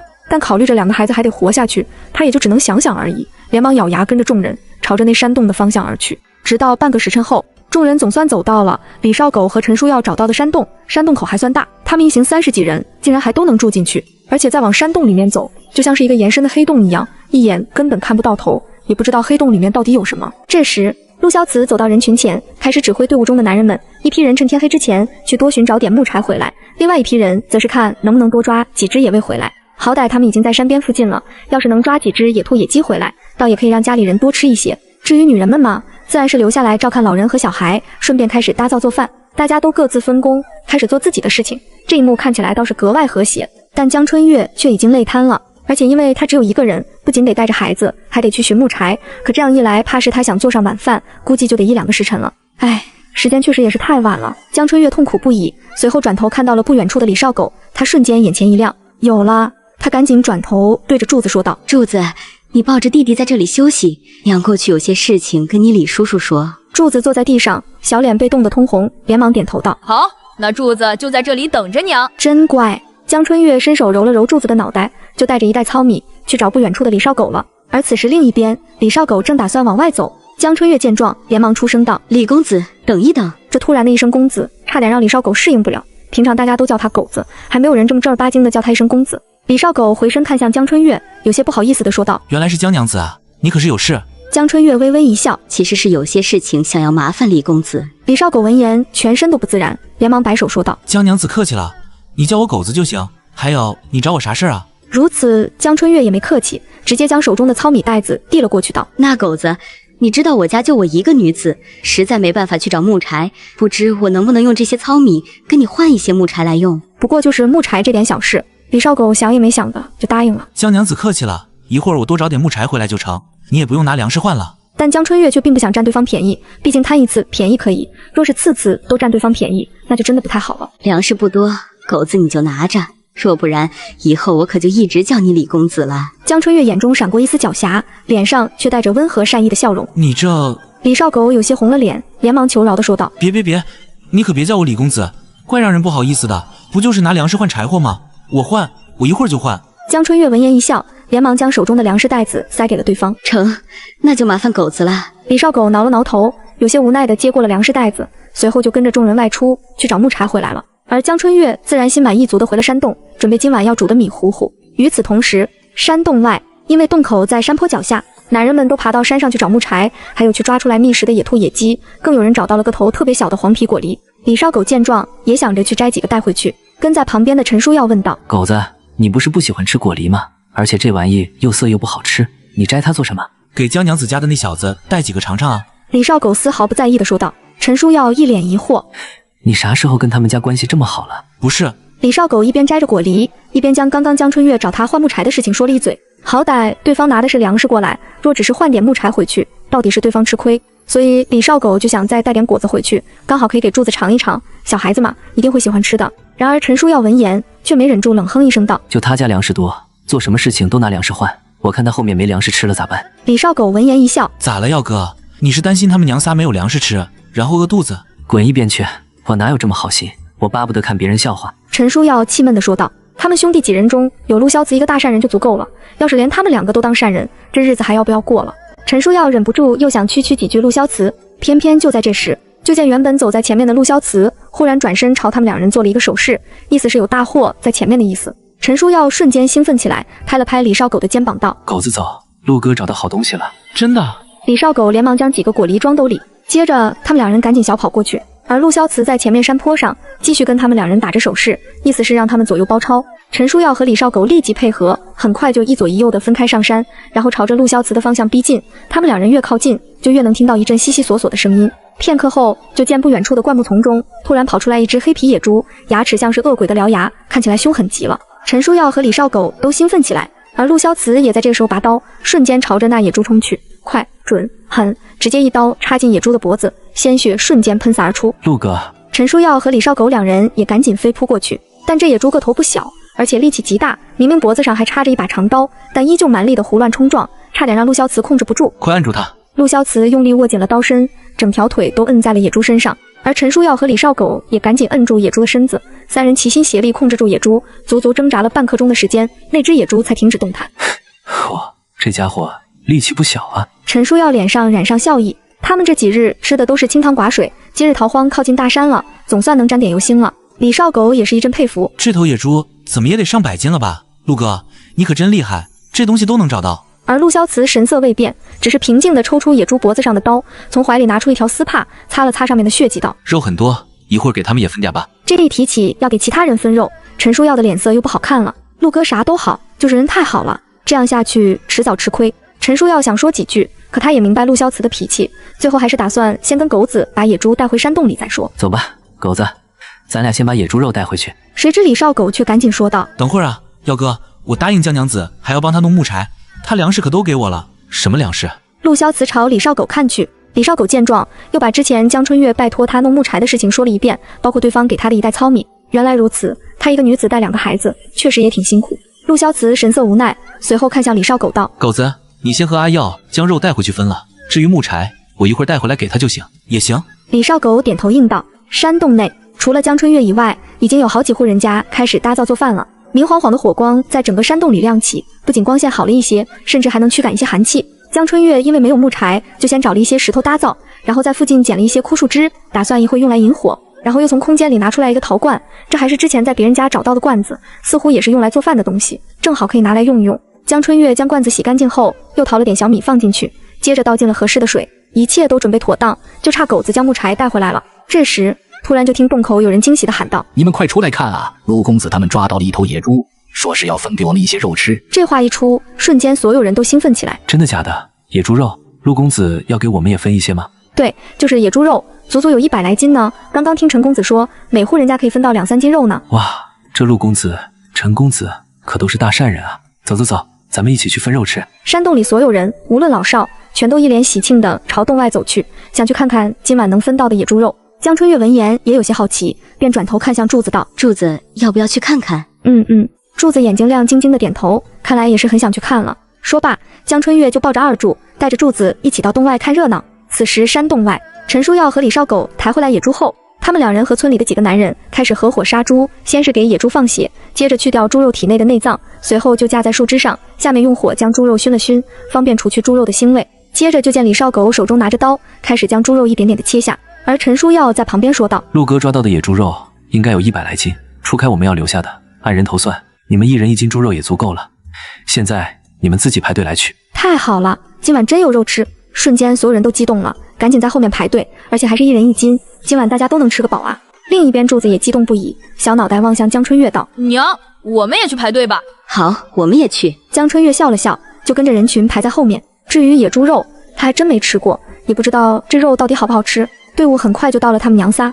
江春月看着那野猪肉，黑色的鬃毛，猩红的猪肉，看起来确实没什么食欲，心里再次怀疑这东西真的好吃吗？拿着，你们的。陈书耀面无表情地递给了江春月3斤猪肉。江春月有些疑惑看了一眼他，刚准备伸手接过肉，这时就见身后排队的一个老婆子有些不乐意地说道：“陈公子，怎么就她一个女人，还要拿3斤肉啊？”陈书耀无语地瞪他了一眼：“嘘，要你管？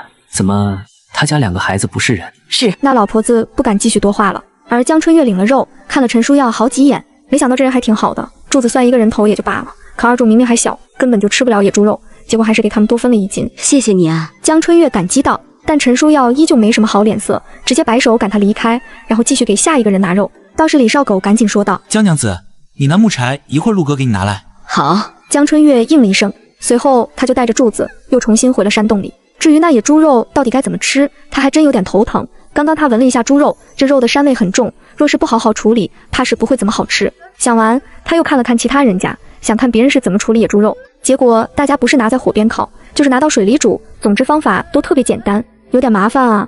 江春月纠结了一下，最后还是在商城里买了一把小刀，接着又一小瓶料酒，还买了几袋烧烤专用的香辣蘸料，总共花了15文钱。他拿着锋利的小刀，先将野猪肉的皮毛分开，接着将野猪肉全部切成掌片，又轻轻地划上了几道小口，然后再将野猪肉放进料酒里腌制，打算先泡一会去腥味。娘，这肉泡着会好吃吗？柱子在一旁好奇地看着，完全不懂娘在做什么。而江春月看向他道：“傻孩子，娘打算一会儿烤着吃，不过不能被别人发现娘是怎么做的，明白吗？”柱子用力地点点头，还故意挪挪身子，想要挡住别人的视线。江春月见状有些失笑，这孩子还真是可爱。不过今晚大家都得了猪肉，这可是难得的荤腥，所以大家的注意力可都在猪肉上，哪会在意别人家在做什么？所以这些担心倒也有些多余，因为野猪肉腌制时间最好久一点。江春月趁现在又拿起几个树枝，挑了几根合适的木棍，打算一会用来串烤肉。首先就得把树枝上的树皮处理掉，这样串进肉里也比较干净。江春月拿着小刀，一点点地削掉树皮。这时就见洞口外，陆萧慈抱着一大捆木柴回来，一路上有不少人跟他招呼，全都是感谢他送的野猪肉。而陆萧慈也只是淡淡点头，并没有说太多话。江春月见状，赶紧将手中的小刀收起来，也看向陆萧慈感激道：“陆公子，今晚真是麻烦你了。”没事。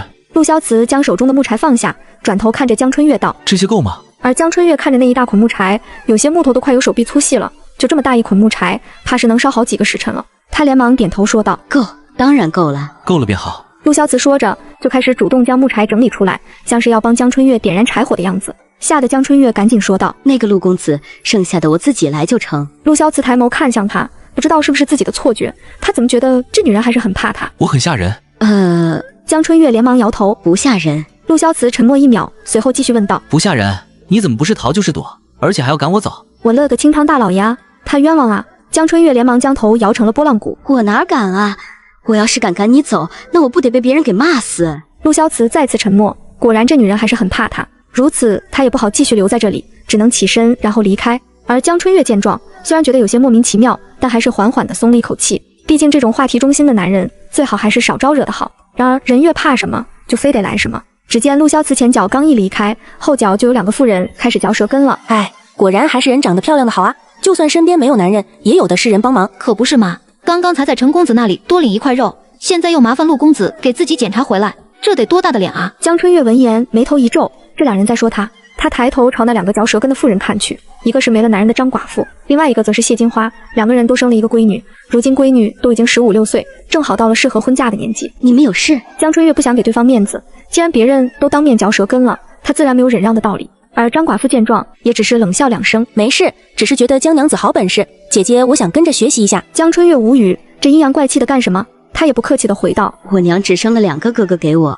这位大婶你可别来攀关系，按照年纪你都算我长辈了。你张寡妇气得吐血，她如今也才34岁，最多比江春月大个10来岁，怎么就成长辈的年纪了？而谢金花也立即帮腔道：江娘子脾性还真大，你这样可没男人喜欢。江春月真是气笑了，直接回怼了回去：是，还是谢大娘脾气好，谢大娘最讨男人喜欢，成了吧？你谢金花被说得涨红了脸，直接指着江春月鼻子，气急败坏的怒骂道：我呸，你还真不要脸，简直是不知廉耻！我看你也不像是什么正经人家的妇人，该不是哪家偷跑出来的贱人吧？江春月一听，瞬间来了脾气，今天他不骂回去，就真当是泥人捏的。可就在这时，就见柱子红着眼睛，突然大声吼道：不许你们2个这么说我娘！几乎瞬间，所有声音安静下来。张寡妇和谢金花2人直接语顿，也不好意思当着孩子面继续说下去。而另一边的刘婶和李大娘2人也赶紧过来打圆场，说道：哎呦，大家都是一路逃荒的，这些鸡毛蒜皮的小事有啥可说的？是啊，大家都少说几句。江春月见此也没再继续回怼，只是有些心疼的抱着柱子，轻轻地拍了拍柱子的后背。这孩子肯定又想到了渣男前夫哥抛弃他们娘仨的事情了。柱子别难过，娘没事的。他赶紧轻声安慰着。而柱子原本就难以控制情绪，听着江春月温柔的嗓音，就更加没忍住的哭了出来。娘，以后柱子会对你好，柱子只会对你好，无论娘是什么脾性。傻孩子，江春月心更软了，连忙继续哄着柱子。而刘婶在一旁看着，也想起了自己早去的孙子，自然而然的也心疼起柱子。柱子真是个好孩子啊，放心，你和你娘都会好好的。可不是嘛，江娘子，你也别在意其他人的嚼舌根，他们就是嫉妒你，还以为别人不知道，那张寡妇和谢金花的2个闺女早就看上陆公子3个人啦，也就是一直没机会接近。谁知陆公子和陈公子都很照顾你，所以他俩就看你不顺眼了。李大娘也在旁边小声的解释道。江春月闻言点点头，他就说自己也没招惹谁，这2人干嘛非来找自己的不痛快？原来原因在这里啊！既然有人到他这里找不痛快，江春月自然是全力配合。这些人不是嫉妒他和陆萧慈3人的关系吗？那他就不解释，还要跟陆萧慈3人的关系更好。江春月安慰好柱子后，就立即开始点火做饭。他直接将木柴放在石灶中，接着用打火器点燃木柴，又将装了米和水的罐子放上去，慢慢开始煮着米饭。随后他又将那腌制的野猪肉全部一片片的裹上烧烤蘸料，继续放在一边腌制着。等陶罐里的米糊煮得差不多了，江春月才将野猪肉全部串起来，一根树枝一片肉，就放在火堆附近慢慢烤着。滋滋滋，没一会，猪肉泛起油花，发出一阵阵的香气，渐渐地飘了出去。原本其他人也在烤猪肉，但是这香味完全不能跟江春月的比，更有不少人闻到这香味，没忍住的咽了咽口水。很快烤肉就熟了，江春月眼中闪过一丝狡黠，随后从火边取了3串烤肉，交给柱子说道：柱子，你拿去给陆叔叔他们，就说谢谢他们送的猪肉了，明白吗？柱子知道。柱子揉了揉红肿的眼睛，连忙用小手接过3串烤肉，便朝洞口陆萧慈3人休息的地方而去。与此同时，另一边的山洞口处，陆萧慈3人也架着火堆，火堆旁插着几串猪肉，猪肉最外面的一层已经烤得有些焦黑色了，但是肉里面依旧是血红色，根本就没熟。李少狗忍不住说道：早知道就把猪肉切小块一点了，这外面都已经焦了，结果里面还没熟，这一会儿还咋吃啊？陈叔要白了他一眼，还不是你说的，大火一烤怎么都能熟。所以才变成这个样子的。没办法，以前烤鱼的时候不就是一整条的，谁知道这猪肉不一样啊？李少狗也无语了。这时柱子小跑着过来了，他乖巧的赶紧说道：陆叔叔、李叔叔、陈叔叔，我娘说谢谢你们送的猪肉，她烤好了3串，让我拿过来给你们尝尝。烤肉。李少狗眼睛一亮，特别是闻着那烤肉的香味，连忙说道：这是你娘烤的？对啊。柱子乖乖点头。陈叔耀见状冷哼一声，本来就只有3斤肉，结果烤好了还拿过来给我们吃，怎么你娘觉得肉太多了？柱子吓得赶紧摇头，不是，只是我娘做的烤肉不一样，所以才想着拿过来给你们尝尝。眼看吓着孩子了，陈叔耀闭嘴没再说话，而陆萧慈却道：狗子，你再给江娘子家拿2斤肉过去。好了。李少狗利落起身去割肉送过去，陈叔耀倒是没说什么，直接从柱子手中接过烤肉，随意的闻了一下后，瞬间觉得嘴巴有些馋了。闻着倒是挺香。陈叔耀将其中1串烤肉直接递给了陆萧慈，给陆哥你尝尝。陆萧慈接过烤肉尝了一口，瞬间僵在了原地，整个人就像是被定住了一样。而陈叔耀也放进嘴里吃了一口，直接辣得撕口水。我去，这味道好辣！但明明味道很辣，却莫名的很好吃，而且是吃了一口还想吃第2口，就连食欲也变得很好。这味道还真不一样。陈叔耀有些惊讶了，而柱子见到2人的反应后，他就知道娘烤的肉最好吃，赶紧跑回去找江春月。很快，李少狗送完猪肉回来，当他也吃到了江春月做的烤肉，瞬间眼睛一亮，不断的夸奖道：这才是烤肉啊，这才是真正能吃的东西啊！可等他们3人都吃了江春月做的烤肉后，再去看他们自己做的烤肉，瞬间就觉得有些难以下咽了。完了，吃过美味后，自己烤的猪肉就吃不下了。李少狗瞬间蔫了，陈叔耀嘴角一抽，想说什么，但还是闭上了嘴。就连陆萧慈在尝了一口他们烤的肉后，也不愿意再去吃第2口了。此时另一边山洞内，因为刚刚李少狗又送了1块肉过来，大概有2斤的样子，江春月不仅不低调，甚至还特意走到张寡妇和谢金花2家人附近，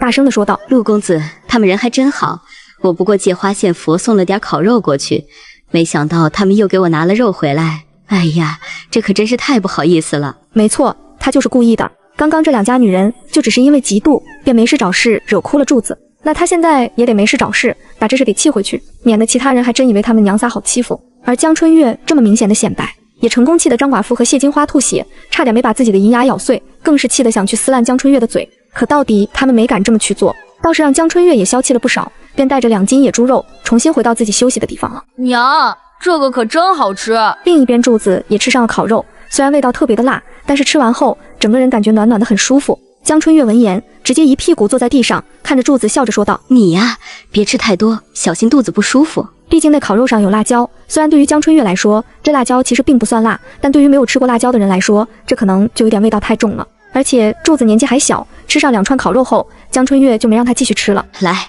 喝点米糊糊，一会儿再吃个包子。虽然说是米糊糊，但江春月煮得很稠，说是白米粥还差不多。好，柱子乖乖听话，娘说让他吃什么，他就乖乖吃什么，这点倒是让江春月很喜欢，一点也没有熊孩子的淘气。等柱子吃了饭，他又偷摸着给2柱喂了之前煮的山药猪肉粥，而他也是1碗米粥，1个包子，一家人都吃得饱饱的。如此，夜晚也悄悄降临，山洞内大家吃了晚饭，也都早早的休息了。毕竟今晚过后，明日他们还得赶路，一走又是几个时辰，若是不休息好，怕是会很难坚持下去。而山洞里的几处火堆，木柴在火堆里噼啪作响，火星四溅，柔和的光芒笼罩在每一个人的身上，倒是难得让人的放松下来。见此，江春月也找了一块地方，接着用背篓当做遮掩，从空间里拿出了之前买的毛毯，直接裹在他和柱子的身上。他就抱着2柱和柱子2个孩子一起沉沉的睡着了。次日天还未亮，已经有不少妇人起来做饭，男人们趁着大家还未出发，就想去山里再找找，看有没有野鸡野兔能抓几只回来。江春月直接被这些声音吵醒，无奈也只能开始跟着搭灶做饭。不过昨晚做的米糊糊比较多，今早他只需要热一热就成。柱子，醒醒了，你替娘看着火堆，娘去带你弟弟如厕。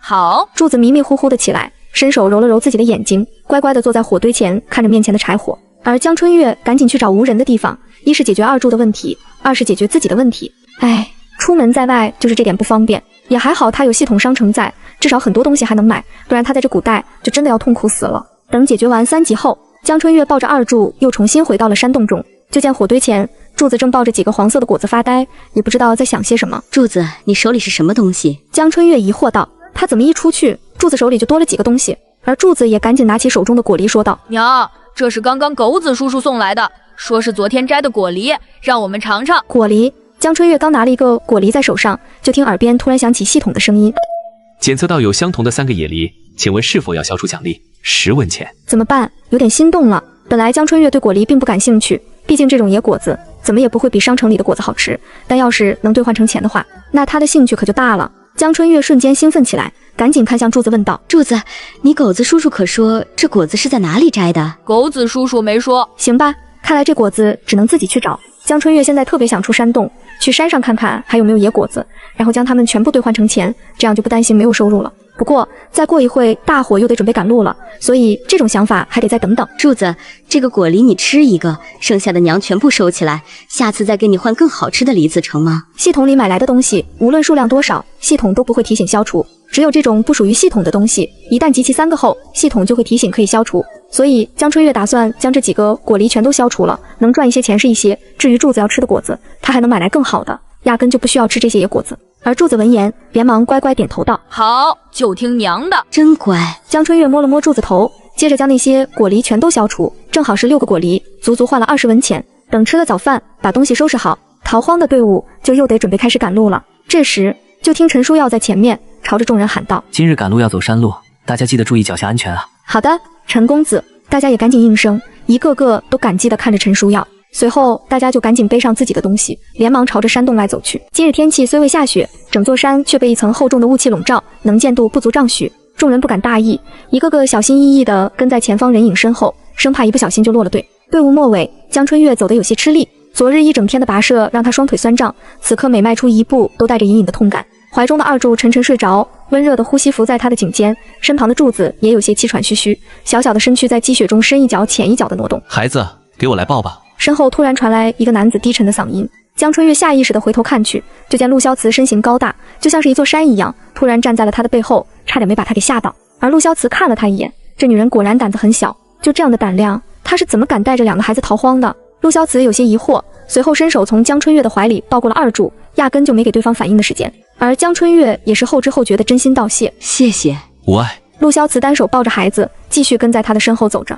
而江春月虽然有些不习惯，但没有二柱这个臭小子，他走路确实也轻松了很多。众人继续赶路，山间雾气弥漫，寒气依旧未减，地上被积雪覆盖后，行走起来更加困难，甚至还会打滑。有些人便在路上捡了一根粗木棍，撑着自己的身子往前走。江春月有样学样，也捡了2根粗木棍，一根留给自己，一根交给了柱子。后面又想着陆萧慈在帮自己抱孩子，他是不是也该给对方也捡一根木棍？毕竟这人情世故还是得拿捏一下。江春月想着，就在路边继续捡木棍，等好不容易挑到一根合适的木棍，他赶紧转身交给陆萧慈道：“陆公子，来，这根木棍给你。”陆萧慈眸光复杂地看了江春月一眼，虽然嘴上什么都没说，但他的眼神却透露着一丝疑惑，就好像江春月在做什么很蠢的事情一样。江春月尴尬，赶紧解释道：“我看他们都用木棍撑着走，我怕你走路打滑，所以就给你也挑了一根。”原来如此。陆萧慈伸手接过了那根木棍，拿在手里瞧了瞧，他这辈子还是第一次收礼，竟然是一根木棍，虽不值钱，但却挺有意思。随即他抬眸又看向江春月道：“江娘子有心了，多谢。”不碍事不碍事。江春月赶紧摆手，他也就是礼尚往来而已，那算什么有心啊？更何况这木棍又不值钱，倒也算不上一声谢。江春月继续带着柱子往前走，而陆萧慈继续跟在身后，只是偶尔的眼神会落在这瘦弱女子的身上。但就在这时，突然前面发出一声惊呼，只听轰轰轰的声音响起，立即有人大声喊道：“大家快往后走，前面有雪崩塌了！”众人闻言都被吓了一跳，一个个赶紧转身朝后跑，就好像身后有什么猛兽一样，完全不管不顾的胡乱跑着。江春月担心柱子被人撞到，赶紧一手拉着孩子往旁边躲，结果还是被人给撞到了。他脚下不稳，差一点摔倒地上，好在陆萧慈及时出手，将他紧紧地拉扯住，随后朝众人大声喝道：“大家不必惊慌，谁都不要乱跑。”此话一出，刚刚还被吓到的人群瞬间冷静了下来，一个个慢慢地停止了跑动。就见在前面带队的陈书耀和李少狗2人也赶紧跑了回来，特别是陈书耀一脸的猪肝色，气得朝众人大骂道：“愚蠢！刚刚到底是谁在那乱叫？不知道雪山不能随便乱跑吗？”众人被陈书耀骂得没脾气，至于刚刚大喊雪崩了的人，也是低着脑袋没敢吭声，生怕自己再次被骂。而陆萧慈见状，赶紧询问道：“刚刚到底怎么回事？为何会有人喊雪崩？”陆哥，其实是前面有雪滑坡了，虽然地方不大，却把其他人给吓到了，所以才乱喊乱叫。原来如此。陆萧慈微微蹙眉，不过既然有雪滑坡，说明这条路并不安全，我们换条路前行。好，刚刚我和狗子也是这样商量的，谁知我们俩才回头，就有人大喊。陈书耀气闷地摸了摸脑袋，随后又转头看向众人，忍不住再次说道：“就你们这群有老有小的人，就算雪崩了，怕是想跑也跑不掉，也不知道在慌些什么。众人不敢吭声，只能缩着脖子站在原地。而李少狗也上前说道：“各位大叔大婶们，你们要想前往福州，就必定得翻过前面这座山，但山路难走，确实也会有雪崩出现。可你们不能慌，若是慌了，怕是会出现比雪崩更严重的事情，所以大家一定要切记。还有啊，等会进入山中后，就不许在山中大喊大叫，若是不听劝者，就算陆哥再心软，也别想我们带着你们一起逃荒了。”陈书耀也半威胁地说道。众人一听，还真怕陆萧慈几人不带他们逃荒，赶紧一个个堆起笑脸道歉，说是再也不乱跑了，更是会乖乖配合。众人重新整理队伍出发，这次所有人都老老实实的赶路，再也没有人敢大声说话，更没有人胡乱跑了。江春月也跟在众人后面走着，随后他慢慢靠近陆萧慈道：“刚刚谢谢你了。”要是刚刚陆萧慈没有及时拉住他，说不定他直接带着柱子一起摔倒在地上，而当时那么多人乱跑，还会踩伤他和柱子。所以江春月真心感激陆萧慈，觉得这人是真的挺好的。无妨，小事而已。陆萧慈低头看向他，也小声地回应了一句。江春月闻言微微一笑，看着陆萧慈继续说道：“其实我在想，如果世上能多一些你这样的老好人，那也挺好的。”陆萧慈，他老好人，他怎么就成了老好人了？陆萧慈的神情有些古怪，看着江春月的眼神也有些复杂，可最后还是一句话也没说。倒是江春月却是真的希望像陆萧慈这样的老好人能多一些，如果能有个好一点的人生，那就更好了。也许这样，这世间也能更美好一些。众人继续赶路，这一走就是好几个时辰，除了途中歇息过一次以外，大家都是不停地往山上走。江春月担心柱子受不了，偷偷地给他喂了点姜糖水，又让柱子吃了一个馒头，反正也不耽搁赶路，其他人也都没当回事。直到天色渐渐变暗时，众人才开始焦急起来，因为今晚他们又得寻找新的落脚地方了。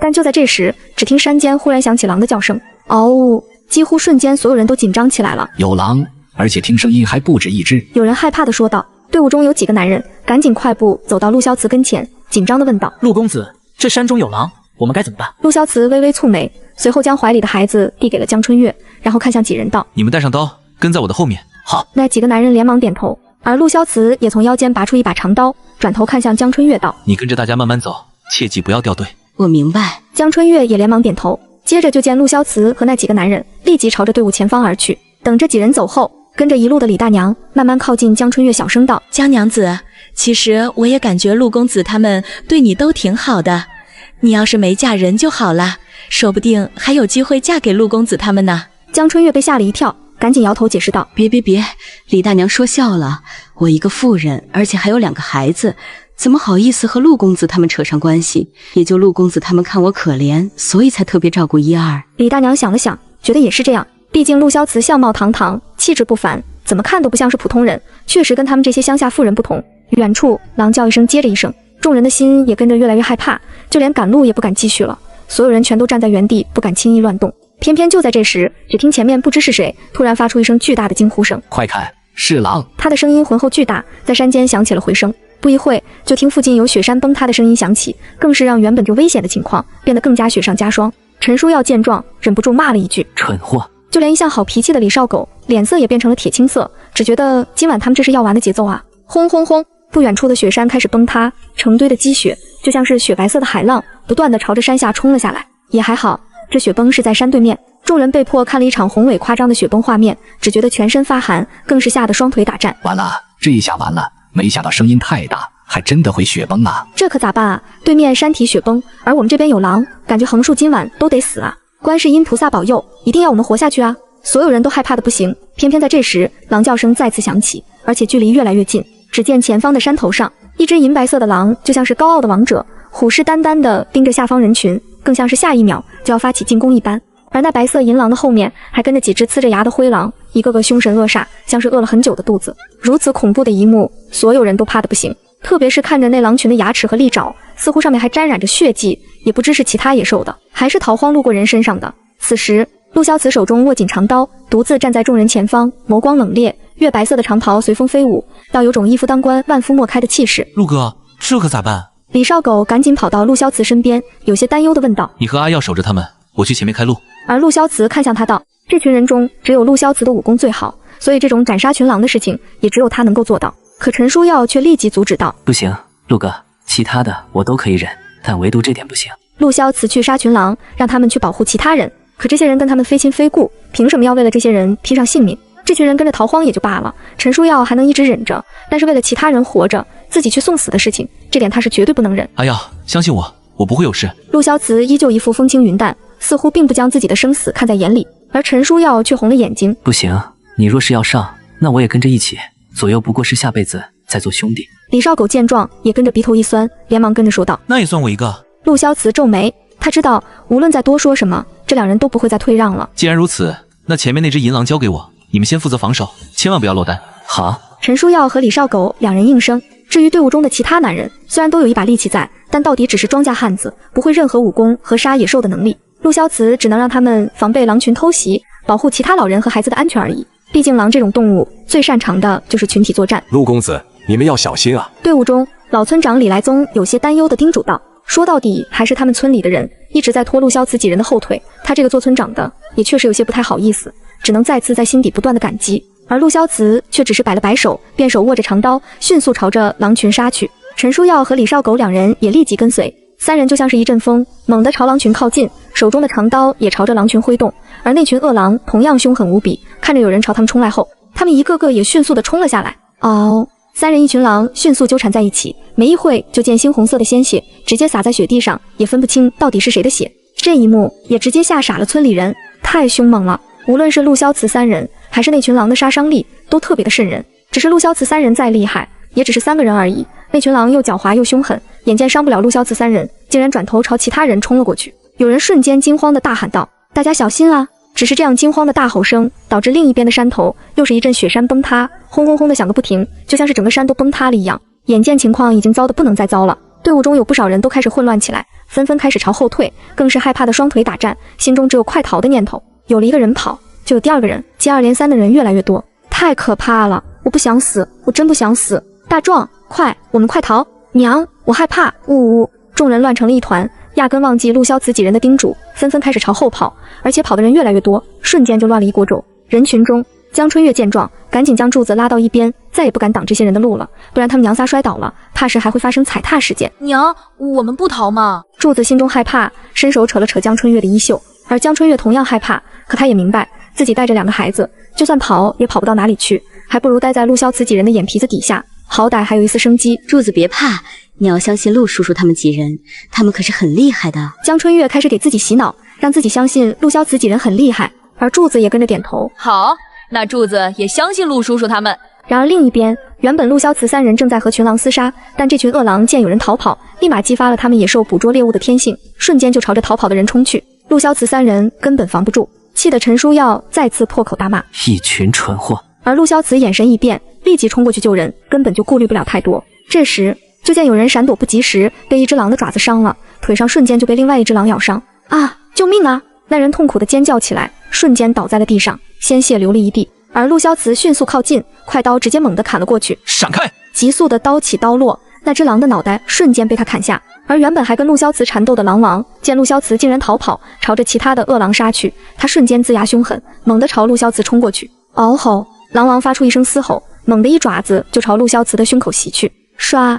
陆萧慈无法躲避，直接挨了一爪子。只见手臂的位置，衣服被爪子抓破，流出猩红的鲜血。可他一声不吭，继续挥动手中的长刀，朝着狼王的脑袋一刀砍下，直接砍掉了狼王的半个脑袋。狼王死了，而其他的恶狼也死的死，伤的伤，剩下2只狼瞬间夹着尾巴，灰溜溜的逃走了。跟狼群厮杀后，队伍中有好几个人都被恶狼咬伤，甚至还有一部分人是逃跑的时候摔伤，总之情况都不太好。哪怕是陆萧慈三人也都受了一些伤，必须赶紧清理伤口才是。人群中，黄老头忙得脚不沾地，一会被这个人拉去看伤，一会被另外一个人拉去看伤，根本就没工夫停下来。呜呜，爹，你怎么样了啊？你可一定要坚持下去啊！求求你，黄大夫，你一定要救救我家男人啊！他可是家里的顶梁柱啊，没了他，我们一家也活不了了。黄老爷子，还有我娘，你快来看看他，刚刚他摔伤了腿，现在没办法动了。呜呜，众人乱成了一团，又是哭又是抹眼泪，全都拉扯着黄老爷子不放手。而黄老头也着急，气得甩开这些人的手道：你们急什么急？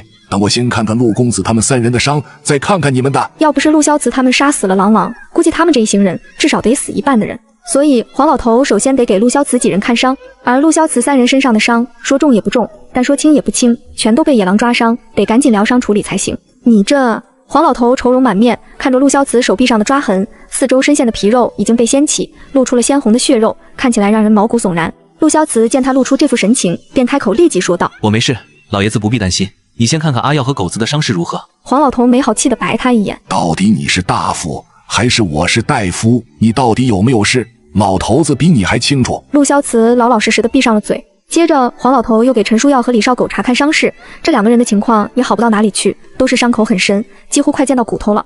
唉，黄老头郁闷地叹息一声，虽然他已经诊断出来应该怎么医治三人的伤，但他手中几乎没多少能用的药材，这到底该怎么办才好？但就在这时，只见一个身穿灰布长裙的女子小心翼翼地靠近，看着黄老头说道：黄老先生，我手头有一些药，你看能不能用上？药？黄老头瞬间一个机灵，转头朝那女子看去，就见江春月手中拿着一大包药，正一脸认真地看着他。你有药？黄老头又问了一句。江春月点了点头。黄老头赶紧将药包拿了过来，里面包的一些灰褐色的粉末，竟然是上好的金疮药。好啊，这个好啊。金疮药正好是治疗外伤的药，不仅能及时止血，还能防止伤口化脓。黄老头有了药，整个人都精神了不少，赶紧让空闲的人烧火，而他也开始清洗陆萧慈三人的伤口。只是这冰天雪地里用清水清理伤口，那冰冷刺骨的水倒在那血淋淋的伤口上，那画面实在让人难以看下去。江春月看不下去，只好拉着柱子躲在一边，安安静静地待在无人的地方。而他能做的都已经做了，剩下的就交给别人吧。娘，陆叔叔他们好厉害，不仅能杀野猪，还能杀狼。以后我要是也这么厉害就好了。柱子昂着脑袋，有些羡慕地说道：厉害又怎么样呢？最后还不是受伤了。你刚刚又不是没看见那伤口，实在太可怕了。江春月闻言无奈，柱子闻言也觉得吓人。可陆叔叔受伤也是为了保护他们的关系，所以陆叔叔还是很厉害。天色渐渐暗了下来，因为队伍中很多人受伤，根本不适合行走，所以今晚大家只能在雪地里过夜。好在今晚并没有下雪，但寒风依旧吹得脸生疼，四周的温度也越来越低。就这样的天气下，别说什么睡觉了，就连生火做饭都是问题。江春月想了想，便打算和柱子吃着包子将就一下。谁知不远处陈书耀跛着脚，一瘸一拐地慢慢走了过来。怎么了？陈公子可是有事？江春月连忙问道。而陈书耀神色别扭，随后又梗着脖子说道：我听黄老爷子说，今晚我们哥仨的药是你给的，所以我来道谢。江春月愣了一下，随后赶紧说道：陈公子客气了，你和陆公子本就是为了保护我们受伤，我不过是拿出一点伤药，这根本不算什么事，你也不必跟我道谢。陈书耀闻言脸色好了很多，总觉得江春月比其他人顺眼多了。该谢的还是得谢，我可不像是那些没良心的人。这里指的没良心，大概是那些被救的其他人。明明今日斩杀狼群，他们哥仨都受了伤，但却没有一个人过来关心，甚至连句感谢的都没有，实在是让陈书耀寒心。偏偏陆萧慈并不在意，所以更让陈书耀心烦。唯独只有江春月，从加入队伍一起逃荒后，不是送点粮食交换，就是送些烤肉过来，如今还送了难得的伤药。像是这种知恩图报之人，他陈书耀倒也不介意多救几个，所以他才想着过来，也跟江春月道一声谢。而江春月这个人，向来是别人对他好一分，他就回敬别人一分，别人要是招惹了他，那他也原封不动地报复回去。因此，他也真是觉得陆萧慈三人挺好的，心里这般想着，嘴上也就这般说了。只见他看向陈书耀，微微一笑道：陈公子，你人真好，我相信好人一定会有好报的。陈书耀莫名脸上一红，他这还是第一次被人夸人好，毕竟以前都是陆萧慈当好人，他嘴碎又爱对人，所以还没人说过他人好。如今听到眼前这女人说他人好，倒也算不上是讨厌，就是怪难为情的。我才不好呢。陈书耀别扭地说了一句，随后他才跛着脚，又慢悠悠地转身离开。江春月见状一笑，莫名想起这三人受伤了，怕是今晚做饭也比较困难，于是最后决定还是烧火做饭，把陆萧慈三人的也带上。柱子，你在这里看着弟弟，娘在附近捡点木柴回来。他将怀里的二柱放在李柱子怀里说道：好，娘，你放心，柱子一定看好弟弟。而柱子立即乖巧地点头。行，真乖。江春月摸了摸柱子的脑袋，便起身在附近的树丛里捡了一些枯树枝回来，数量不算太多，估摸着最多烧小半个时辰。但这并不重要，只要他拿枯树枝当作遮掩，他想要柴火燃烧多久就能够燃烧多久，毕竟他可是有系统商城的人，只要能花钱买到的东西，那都不算是事。很快就见他抱着一捆枯树枝回来，然后原地开始点燃柴火，接着江春月又偷偷放火堆下面放了一些木炭，这样就不怕木柴一会就烧完了。做完这些准备后，江春月便开始做饭，随后还切了一点山药和肉末，打算今晚继续做山药瘦肉粥，一部分可以给陆萧慈他们三人，一部分还可以留着给二柱吃。他可真是太机智了。如此半个时辰后，山药瘦肉粥很快就做好了。柱子，去你陆叔叔那边借用3个碗拿过来。好的，娘。柱子听话起身，连忙朝着陆萧慈那边跑去。不一会，他就带回来了3个碗。江春月将热气腾腾的山药瘦肉粥一个个的盛进碗里，本来想着让柱子再送回去，又怕柱子太小，容易烫着手，于是便决定自己亲自送过去。柱子，今晚你和弟弟都吃山药瘦肉粥，你若是等不及，就自己先吃着。娘去把这3碗粥送给你陆叔叔他们，知道了吗？好，柱子知道了。柱子乖乖的点头，而江春月也笑了笑，随后从空间里拿出来一个簸箕当做餐盘，将3碗热气腾腾的山药瘦肉粥放上去，他自己就端着粥朝着陆萧慈3人过去了。与此同时，另一边的雪地上，李少狗受的伤最轻，便在附近砍了一些木柴回来，打算点燃火堆取暖，顺便再烤点难吃的烤肉。毕竟他们哥仨都受伤了，如今能将就就将就一下。这时就见江春月缓步走了过来，李少狗瞬间想起江春月身边没男人，怕是能找回来的木柴不够，正犹豫着要不要再去附近砍点木柴回来，也好分点给江春月。就见江春月微微一笑，看向他喊道：狗子，今晚我煮的粥有些多，我和柱子吃不完，所以就想拿点过来给你们。粥？李少狗一愣，而坐在附近的陈书耀和陆萧慈两人也齐齐转头朝他看了过来。所以刚刚你让柱子过来借碗，就是为了给我们送粥？陈书耀没好气地问道。是啊。江春月应声，但不知为何，他怎么感觉陈书耀有些心情不好？可他过来送粥不是好事吗？怎么还生气了呢？结果下一秒就见陈书耀冷笑一声道：你还真是大方，自己都快吃不饱了，却总想着给别人送东西，怎么你也想当好人了？哦，懂了，估计这人是觉得江春月做的事情和那陆萧慈做的事情差不多，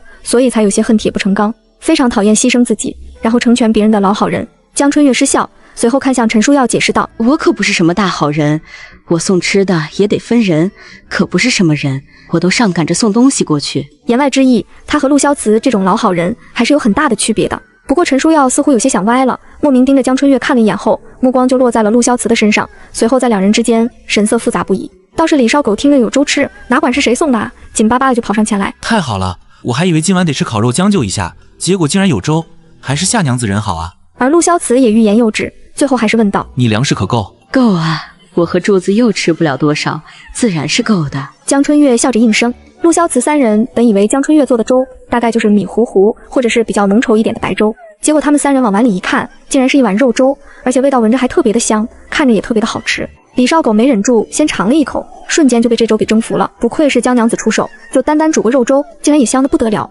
他有些兴奋地说道。陈书耀见状也跟着喝了一口，不得不说江春月的手艺确实没话说，这粥真的非常好吃，还特别的浓稠顺滑。至于陆萧慈吗，他倒是也想跟着喝上一口，但奈何他2只手都受伤了，右手是手腕处，左手是手臂，全都被狼王给抓伤了。不过他也不是矫情的人，就算受伤了，同样能面不改色的将粥碗端起。可就在他打算喝上一口时，就见不远处黄老头气得跺脚，立马跑上前来说道：陆公子，老夫不是给你说了，你这2只手都暂时别用，万一伤口崩开了，难道还要老夫给你上药？你可知江娘子给的那点药到底有多金贵吗？哎呀，你就算不为自己着想，也得为别人想一想，大家都得用这样的。抱歉，一时忘记了。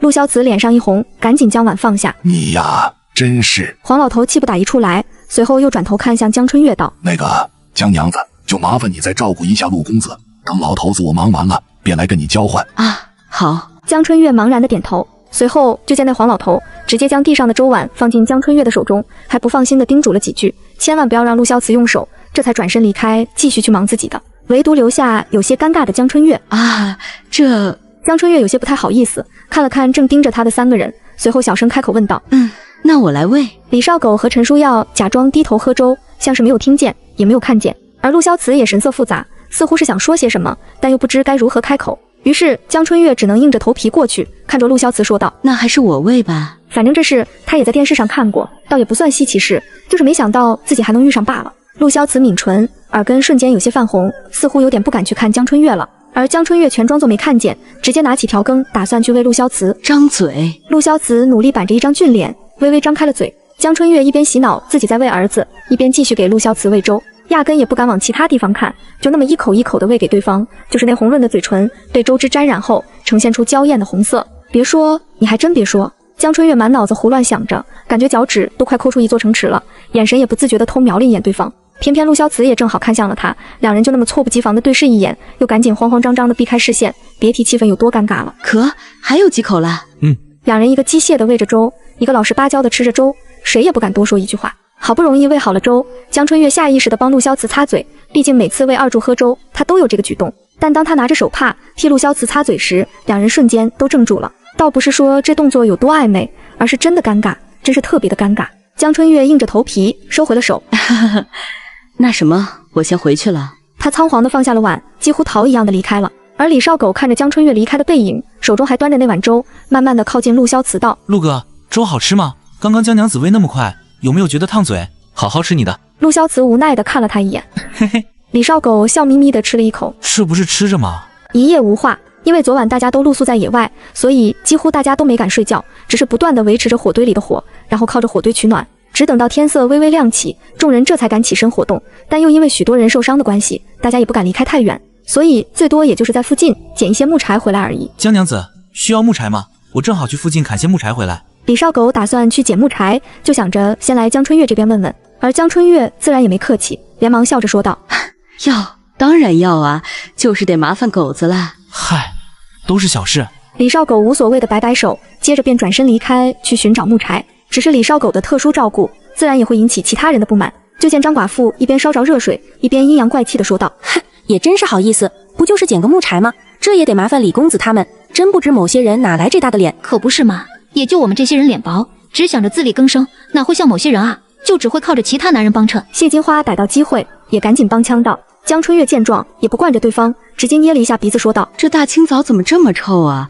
也不知道是谁一张嘴就满口喷粪，也不怕把别人给臭着。伶牙俐齿，你不过就是半路过来的妇人，小心老娘撕烂你的嘴！”张寡妇直接叉着腰开始骂道：“怎么，你想打我，还是将我赶走？只要你有这个本事。”江春月冷笑，本来他逃荒加入，也是冲着陆萧慈三人和黄老爷子来的，根本和这些人没关系。所以他也不怕这张寡妇，哪怕跟这人的关系闹僵，大不了他带着儿子离开，找个地方苟着，总能等到春暖花开，他们娘仨也不会被饿死。就在这时，只见黄老头正好朝着这边走来，刚好听见了几个妇人和江春月吵的声音，气得他直接吹胡子瞪眼：“张氏、谢氏，你们两个还不赶紧闭嘴！要不是人家江娘子给药，昨天你们村里大部分人都只有等死的份，你们俩怎么还好意思吵？”张寡妇不敢得罪黄老头，只好闭嘴，没再多说什么。而谢金花也突然想起，昨日村里人被野狼袭击，大部分人都受伤了，最后治疗擦在身上的药，没想到那药竟然是江春月给的，便也有些不好意思说下去。四周还有围观的其他人，听到黄老头的话后，也纷纷说道：“原来那药是江娘子的啊！江娘子人是真的好啊！是啊是啊，还好江娘子人善，竟然把药拿出来给大伙用，不然那些伤口怕是不怎么好愈合啊！可不是嘛，要是伤口难以愈合，就连赶路也会被耽搁了。”接着一连好几个人都忙着跟江春月道谢。只是这些人的感谢，江春月也没放在心上，毕竟口头上的感谢还不如李少狗帮他多砍些木柴回来呢。不过他还是笑着客气道：“没事，大家都是一路逃荒的，况且昨日是陆公子他们三人出力最多，若不是他们拼死杀狼，估计我们都很危险，而我只是拿了点药出来罢了。”众人闻言便又跟着去夸陆萧慈三人，但大家手头东西不多，除了夸奖一二以外，也做不了更多的事情了。这时就见黄老头又看向江春月道：“江娘子，今日我过来还是想麻烦你帮忙照看一下陆公子，你知道他们就三个大男人，做事又不细致，昨晚好不容易愈合的伤口，今天又给崩开了，所以我就想让你盯着他们几个，最好赶紧把伤及养好。”陆公子的伤口又崩开了。江春月一愣，说起这事，黄老头还有些生气，明明他从昨天开始就千叮咛万嘱咐，让陆萧慈几个注意不要崩开伤口，结果伤口还是裂开了，可把他给气坏了。哼，还说呢，除了陆公子以外，那陈公子也不听话，一个两个的都没把我老头子的话放在心里。黄老头气得不行，随后又看向江春月道：“江娘子，我知道这事本不应该麻烦你，但村里其他人要么家里有伤患也得有人照顾，要么就是未出阁的女子，确实也不好麻烦别人帮忙，所以只能麻烦你了。”江春月见此，倒也无所谓道：“行吧，到时候我一定注意提醒他们几个。”这就好，那就麻烦江娘子多照看了。黄老头感激的一笑，话落，黄老头又去忙自己的了。而江春月想了想，就打算先去看看陆萧慈和陈书耀的伤势，毕竟刚刚黄老头才让他照顾，所以怎么也得先去看看。柱子，你先照看一下弟弟，娘去看看你陆叔叔他们。好的，娘。柱子乖乖点头，而江春月摸了摸柱子的脑袋后，就转身朝着另一边走去。只是他刚走到陆萧慈几人这边，就见冰天雪地里，陆萧慈正好光着膀子，露出强健的肱二头肌，宽阔的肩膀，身材简直好的没话说。看不出来，这性子温润的陆萧慈竟然还是个脱衣有肉的类型。江春月下意识的想挡一下眼睛，但又觉得不过就是光着膀子而已，这有什么见不得人的？再说了，他没穿越前光膀子的男人见的也不少，就是那些人的身材差了些，没陆萧慈的肌肉这么漂亮。只是他这样直勾勾的盯着看，却让陆萧慈不自在的红了耳尖，连忙抬手轻咳一声：“哼，登徒子。”陈书耀在旁边冷讽了一句，江春月无语，下意识的就对了一句：“又没看你的。”你。陈书耀瞬间涨红了脸：“你还想看我的？江春月惊讶，不是大哥，你的理解能力呢？我没有，我不是，你可别乱说，我就只看了陆公子的而已。江春月赶紧解释，而陈书耀直接黑着脸，瞬间气闷地说道：我呸！就算你想，我也不会给你看，还有陆哥的也不会给你看。江春月，不看就不看吧，你激动个什么？再说了，不就是几块肉而已，有什么好看的？行行行，不看就不看。我只是听黄老先生说你们伤口崩开了，所以才特意过来看看伤口，又不是非得看你们的身材。你怕什么啊？我又不吃人。你……陈书耀气紧，直接瞪了一眼江春月，而江春月懒得搭理陈书耀，这人就跟那谁白灵性格的人一样，总是一点就炸，还不如直接看看陆萧慈伤势怎么样。想着，他直接在陆萧慈身边蹲下，看着对方的胳膊问道：伤口重新擦药了吗？陆萧慈耳间的绯红还未褪去，也不敢去看江春月，只是轻咳了一声道：擦药了就好。黄老先生说，你和陈公子两人都得老实一点，不能再把伤口崩开了。我明白。你明白就好。要知道，你们三兄弟几个都很重要，所以一定要养好身体，知道了吗？江春月看着他，明媚的眼眸弯了弯。也许是时间正好，寒冬的清晨，阳光缓缓出现，笼罩在女子的笑脸上，更显一抹清透的温柔。陆萧慈看晃了眼，随后又赶紧转移视线，轻声的应了一声：可惜总有人煞风景。在此时，不乐意的小声说道：谁要你管？江春月转头，无语的看向陈书耀，而陈书耀也瞪着他。怎么，有事？江春月选择不和这人一般见识，他直接起身继续说道：一会儿我去煮粥，你们在这里歇一会儿。江春月还想继续熬山药瘦肉粥，但想着一直吃这个会腻，不如就做青菜瘦肉粥，味道要清淡一点，吃起来也很爽口。很快，李少狗回来了，他直接分了一半的木柴给江春月道：江娘子，你要是不够，就记得来找我。好，多谢。江春月赶紧道谢。嗨，都是小事。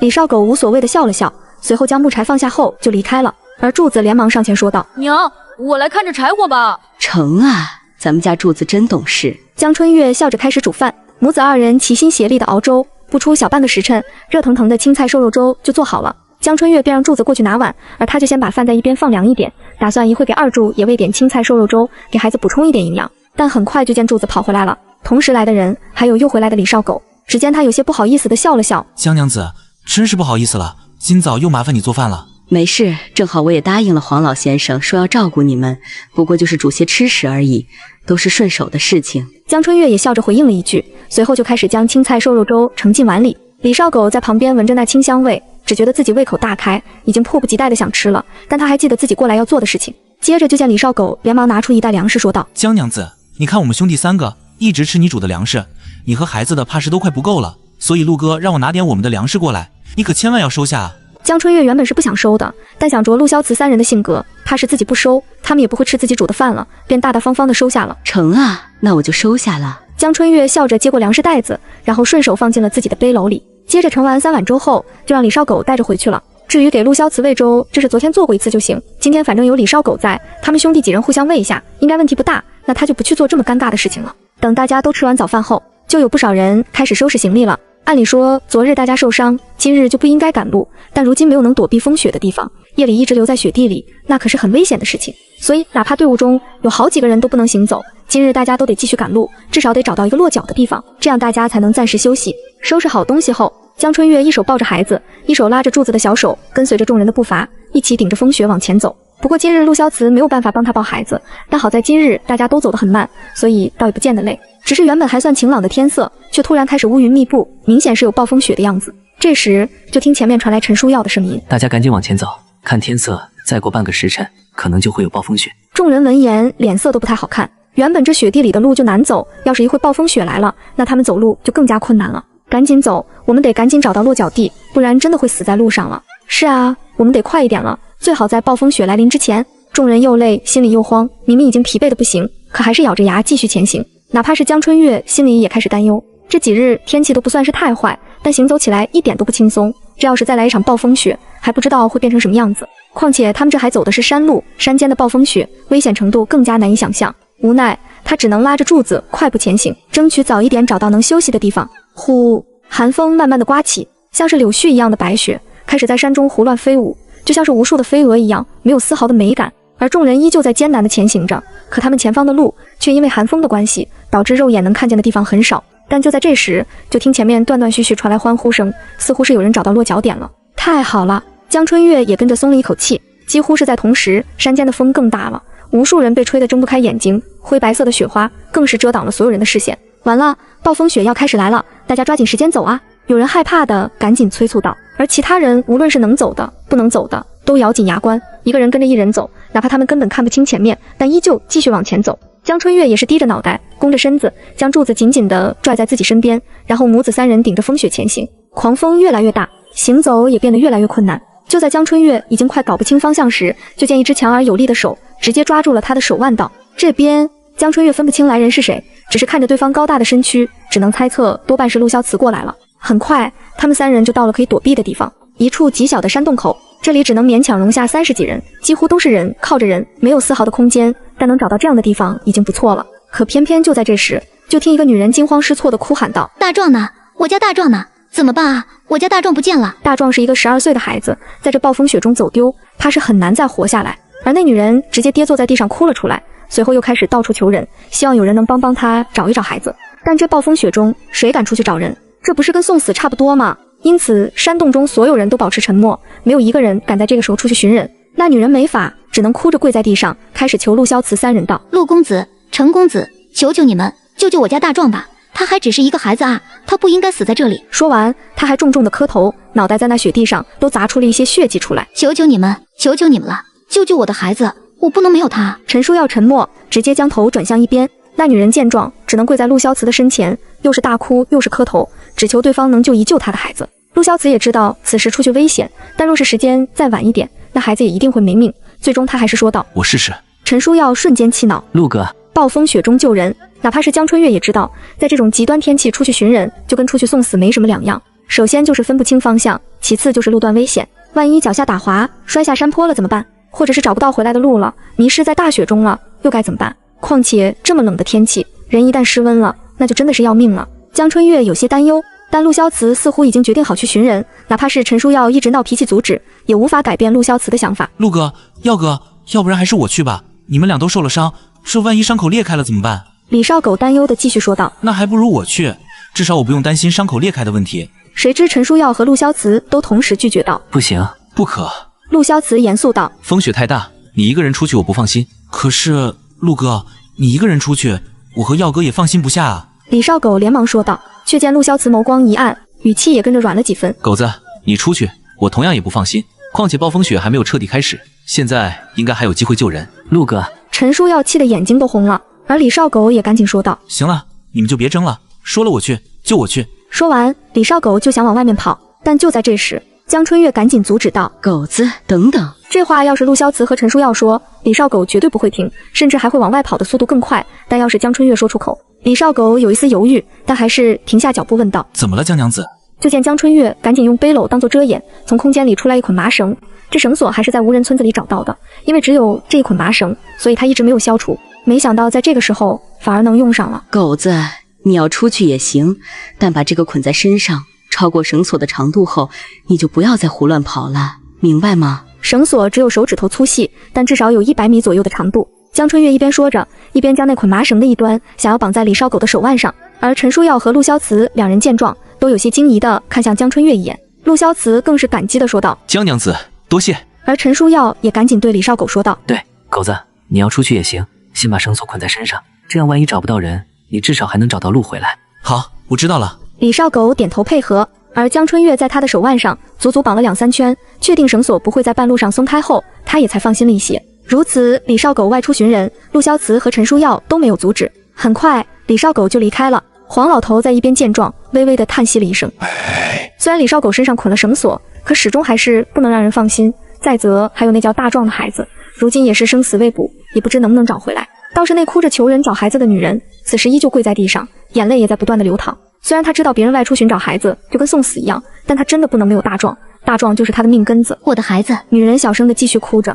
江春月看着这些烂摊子，也是无奈的叹息一声，随后转身走向陈书耀道：“绳子给你。”而陈书耀低头看着那捆麻绳，绳子的另一端还捆着他兄弟的命，他自然紧紧地握在手中。随后抬头看向江春月道：“多谢。”没事。再多的话，江春月也说不出什么，只能抱着2个孩子在另一边安静地等待着。至于陈书耀和陆萧慈2人，他们2人就站在山洞口眺望远方，明明什么东西都不能看见，可依旧站在洞口处，仿佛只有这样做，他们才会觉得心安一些。时间一点点的过去，逃荒的其他人已经在洞内架起了火堆，四周的温度也慢慢的上升了一些。但洞口外的温度依旧很低，而且暴风雪越来越大。只是站在洞口的位置，那寒风就吹得脸生疼，一摆也像群魔乱舞一样，飞快的胡乱晃动着。娘，狗子叔叔会没事吗？柱子依偎在江春月的身边，两只明亮的眼睛也有些担忧的朝外看去。而江春月伸手摸了摸他的脑袋，肯定会没事。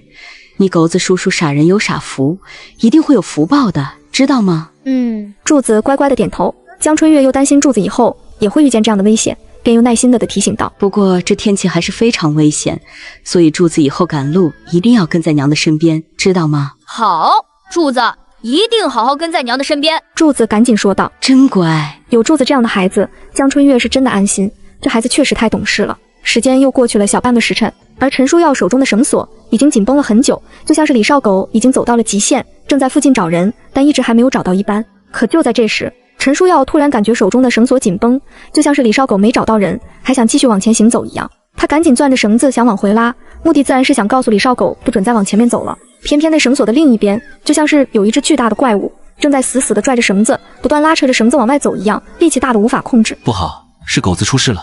陆萧慈立即察觉不对劲，连忙跟着一起去拉扯绳子，而那绳子的另一边依旧在用力的拉扯，哪怕是陈书耀和陆萧慈两人抓着绳子，可是绳子还在用力的往外扯。这时黄老头也赶紧喊道：不好，大家赶紧过来拉着绳子，这绳子另一边出事了。众人闻言立即跑过来，好几个汉子连忙伸手去拉扯绳子，一连5、6个人这才稳稳地拉扯住了绳索，没让绳子继续往外跑。娘的，这力气可真大啊！是啊，难道是李公子遇见什么事了？不然这绳子怎么会有这么大的力气往外拉扯？不知道会不会是人掉到什么地方去了？众人都担忧地猜测道。就见陆萧慈立即说道：你们拉住绳子，我顺着绳索过去看看。不行，陆萧慈要外出，陈书耀第一个阻止。如今李少狗已经出事了，他不能让陆萧慈跟着出事了。只见他红着眼睛立即说道：你2只手都不能用了，还是我去找狗子回来。无碍。陆萧慈无所谓道：他只要能换狗子回来就成。再则他若是出事了，那个人也一定会很高兴的吧，更会庆幸自己再也没有顾虑了。所以他一个人能换2个人的开心，又何乐而不为呢？陆萧慈不再多说什么，随后转身跨步，直接走进风雪中，身影很快就消失在茫茫雪地中。气得陈书耀说也不是，骂也不是，只能死死地拽紧手中的绳索，紧咬自己的下唇，没敢再往外看去。而他缠绕在手中的麻绳也已经勒出了好几道红痕。其他人见状，无一不是觉得伤感，但又说不出任何可以安慰的话。另一边，江春月见此，也是担忧的喃喃自语道：没事的，一定会没事的。虽说他和陆萧慈几人的交情不深，但是如今的这支逃荒队伍完全是靠着这3人撑起来的。若是陆萧慈和李少狗相继出事，怕是陈书耀也绝不会待下去。到时候这个逃荒队伍没人带领，路上说不定会出现更多的麻烦，特别是野兽、山贼，无论是哪一样危险，都无法少了陆萧慈3人的帮助。江春月越想越觉得这3人绝不能出事，他开始焦急地想办法，到底怎么办才能让这2个人平安归来？可他又不知道对方到底发生了什么事，他又该怎么去帮？最后江春月决定自己也出去看一看，毕竟他有系统商城在，最差的情况也不过是无功而返，绝对不会出现别的问题，所以他能够出去。打定主意后，他转头看向柱子说道：柱子，你在这里照顾好弟弟，娘出去找你陆叔叔他们。娘，你能不去吗？柱子不傻，他知道这时候外出一定会遇见危险的，所以他宁愿让江春月和他一起坐在这里等，也不愿自己的娘出去冒险。可江春月不得不出去，只有他去了，陆萧慈和李少狗2人才会有一丝的生机。柱子，你陆叔叔他们不能出事，你明白吗？不过你放心，娘也不会乱来，只是出去看看情况而已。娘，那你一定要小心啊！柱子一脸的担忧。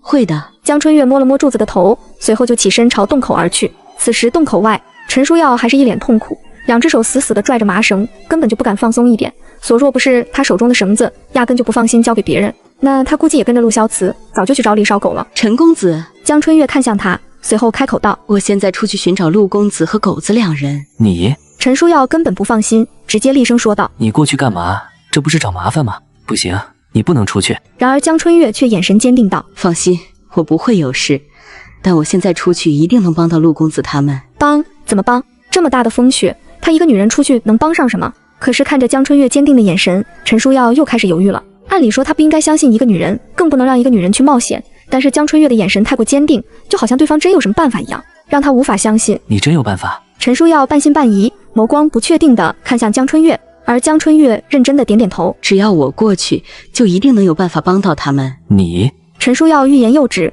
似乎还是担心江春月出去。可江春月只是通知对方罢了，并不是真的要对方做决定。于是他伸手抓着绳索，头也不回的直接离开了。江娘子还真是胆子大啊！而其他人也都是佩服，能在这时候赶出去寻人的，确实都需要很大的勇气。唯独只有陈书耀气闷地哼了一声道：“他不过也是个傻子而已。”他真的很讨厌自己身边为何总有这么多的傻子存在。气氛再次凝固，所有人都越来越担心，可却无能为力。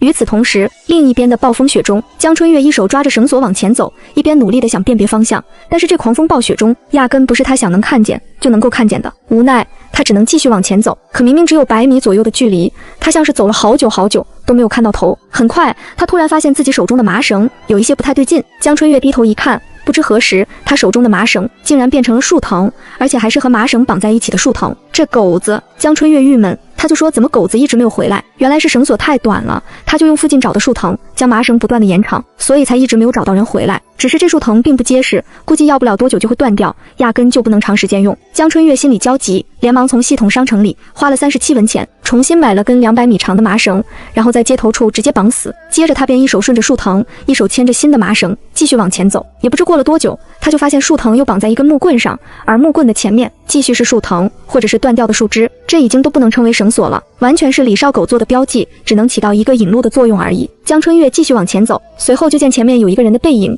正在风雪中艰难地往前走，他连忙惊喜地喊道：“陆公子！”然而对方身形摇晃，似乎连站都站不稳了。怎么回事？江春月吓得赶紧跑过去，就见一边的雪地上竟然还有一条满身是血的豺狼。这下不用问，他也知道是什么情况了。陆公子，陆公子！他赶紧跑到陆萧慈的身边，伸手去查看陆萧慈的状况。而陆萧慈眼眸微垂，脸色苍白难看，在看到江春月的脸后，身子竟直接朝后倒了下去。江春月想去扶他，奈何陆萧慈的身体太重了，压根不是他一个女子就能将人给扶起来的。哎呦！江春月身形不稳，跟着陆萧慈一屁股都摔倒了雪地上，还好没摔疼，就是屁股有点凉。抱歉。陆萧慈嗓音嘶哑的厉害，眼眸中透着一抹歉意。他缓缓地伸手，想要去扶江春月，奈何自己都倒在雪地了，还能扶什么人啊？江春月被吓得慌了神，特别是看着陆萧慈苍白的脸色，甚至连站都无法站稳，多半真的有性命之忧。他越想越害怕，赶紧按着陆萧慈道：“陆公子，你快别动了，先让我看看你的伤。”但他也不知道对方伤在什么地方，只能胡乱地扒拉陆萧慈身上的衣服，想要找到受伤的伤口。而陆萧慈虚弱无比，他艰难地抬起了手，想要开口说话，但江春月心里只想着赶紧救人，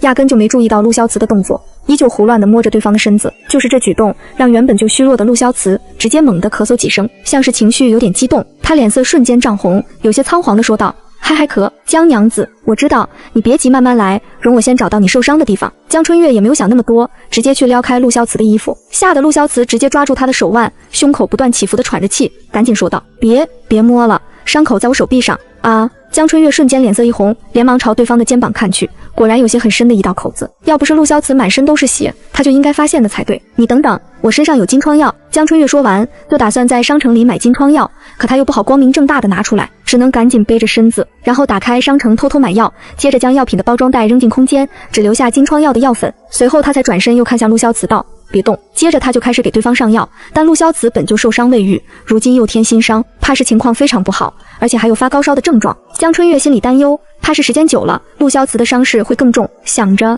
他干脆又在商城里买了退烧药，直接就塞进了陆萧慈的嘴里。张嘴，陆萧慈有些迷迷糊糊，下意识的吞咽，随后才有气无力的问道：“这是什么？”“是我老家的药，能够医治你的病。”江春月赶紧解释了一句，而陆萧慈点了点头：“真是麻烦江娘子了。”还咳。刚说完，陆萧慈就开始咳嗽，吓得江春月赶紧伸手去拍了拍他的后背，好让陆萧慈能舒服一点。“你没事吧？”“没事。”陆萧慈缓了一会，便缓缓站起身子说道：“江娘子不必管我，现在我只是担心狗子的情况。”江春月闻言，又朝捆着的树藤看了一眼，狗子应该没事，这树藤还紧绷着，说明狗子应该还在用力地拽着。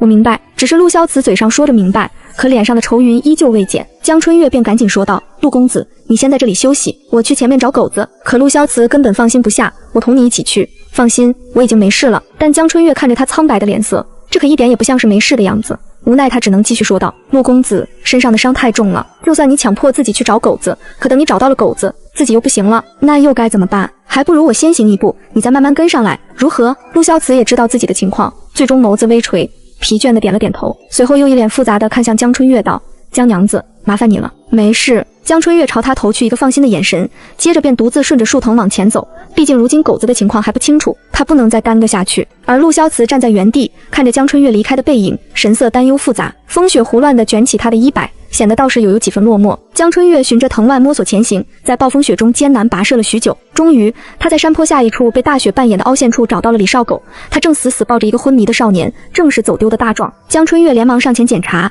两人都还活着，只是冻得厉害。他拿出暖贴和毯子为他们保暖，又喂了些热水。李少狗缓过劲来，看到江春月又惊又喜。江娘子，你怎么来了？陆哥呢？他受了伤，在后面休息，我们得赶紧回去。江春月说着，用新买的绳索将三人系在一起，扶着他们循着来路返回。风雪太大，每一步都异常艰难，但想到陆萧慈还在风雪中等待，江春月咬牙坚持着。终于，他们看到了前方那个倚着树干、脸色苍白却依旧挺立的身影。陆萧慈看到他们平安归来，紧绷的神色终于松缓，唇角泛起一丝淡淡的笑意。四人互相搀扶，沿着绳索，终于在暴风雪彻底肆虐前回到了山洞。见他们平安归来，洞内众人都松了一口气。陈叔耀冲上来给了李少狗一拳，眼眶却红了：“你个混账，吓死老子了！”柱子也扑进江春月怀里，小声啜泣。黄老爷子赶紧为受伤的陆萧慈和李少狗重新处理伤口，大壮也被他娘搂着，泣不成声。这场暴风雪持续了1天1夜，山洞内众人围着火堆，分食着所剩不多的粮食，气氛沉重，却也有劫后余生的庆幸。江春月默默煮着粥，照顾着伤员和2个孩子。陆萧慈的伤势在药物和静养下逐渐好转，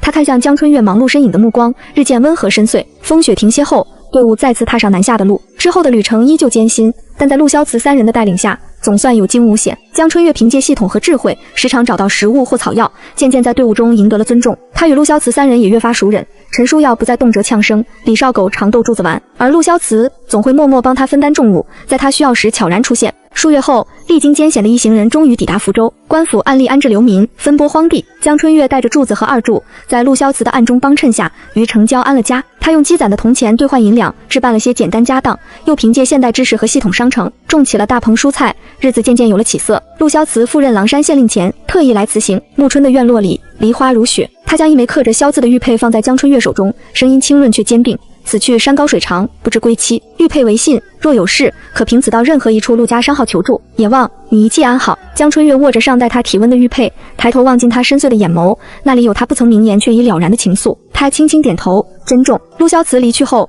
江春月带着2个孩子专心经营生活。他的大棚蔬菜因反季而稀罕，渐渐打开了销路。柱子进了学堂，二柱也健康长大，日子平淡却踏实。只是偶尔他会望着北方出神。2年后的一个春日，院门被叩响，江春月打开门，只见一人风尘仆仆却难掩清俊，月白长袍依旧，正是陆萧慈。他眉眼含笑，手中提着几包药材和孩童玩具。江娘子，他顿了顿，声音温和如旧：“我调任福州知府，今日刚到，此番不必再走了。”身后梨花纷落如雪，柱子和二柱闻声跑来，欢声笑语盈满小院。江春月看着他，也缓缓笑了。此后经年，岁月静好，他与他携手度过无数春秋，将2个幼子养育成人，也将那份于风雪逃荒路上萌生的温情，酿成了相守一生的醇酒。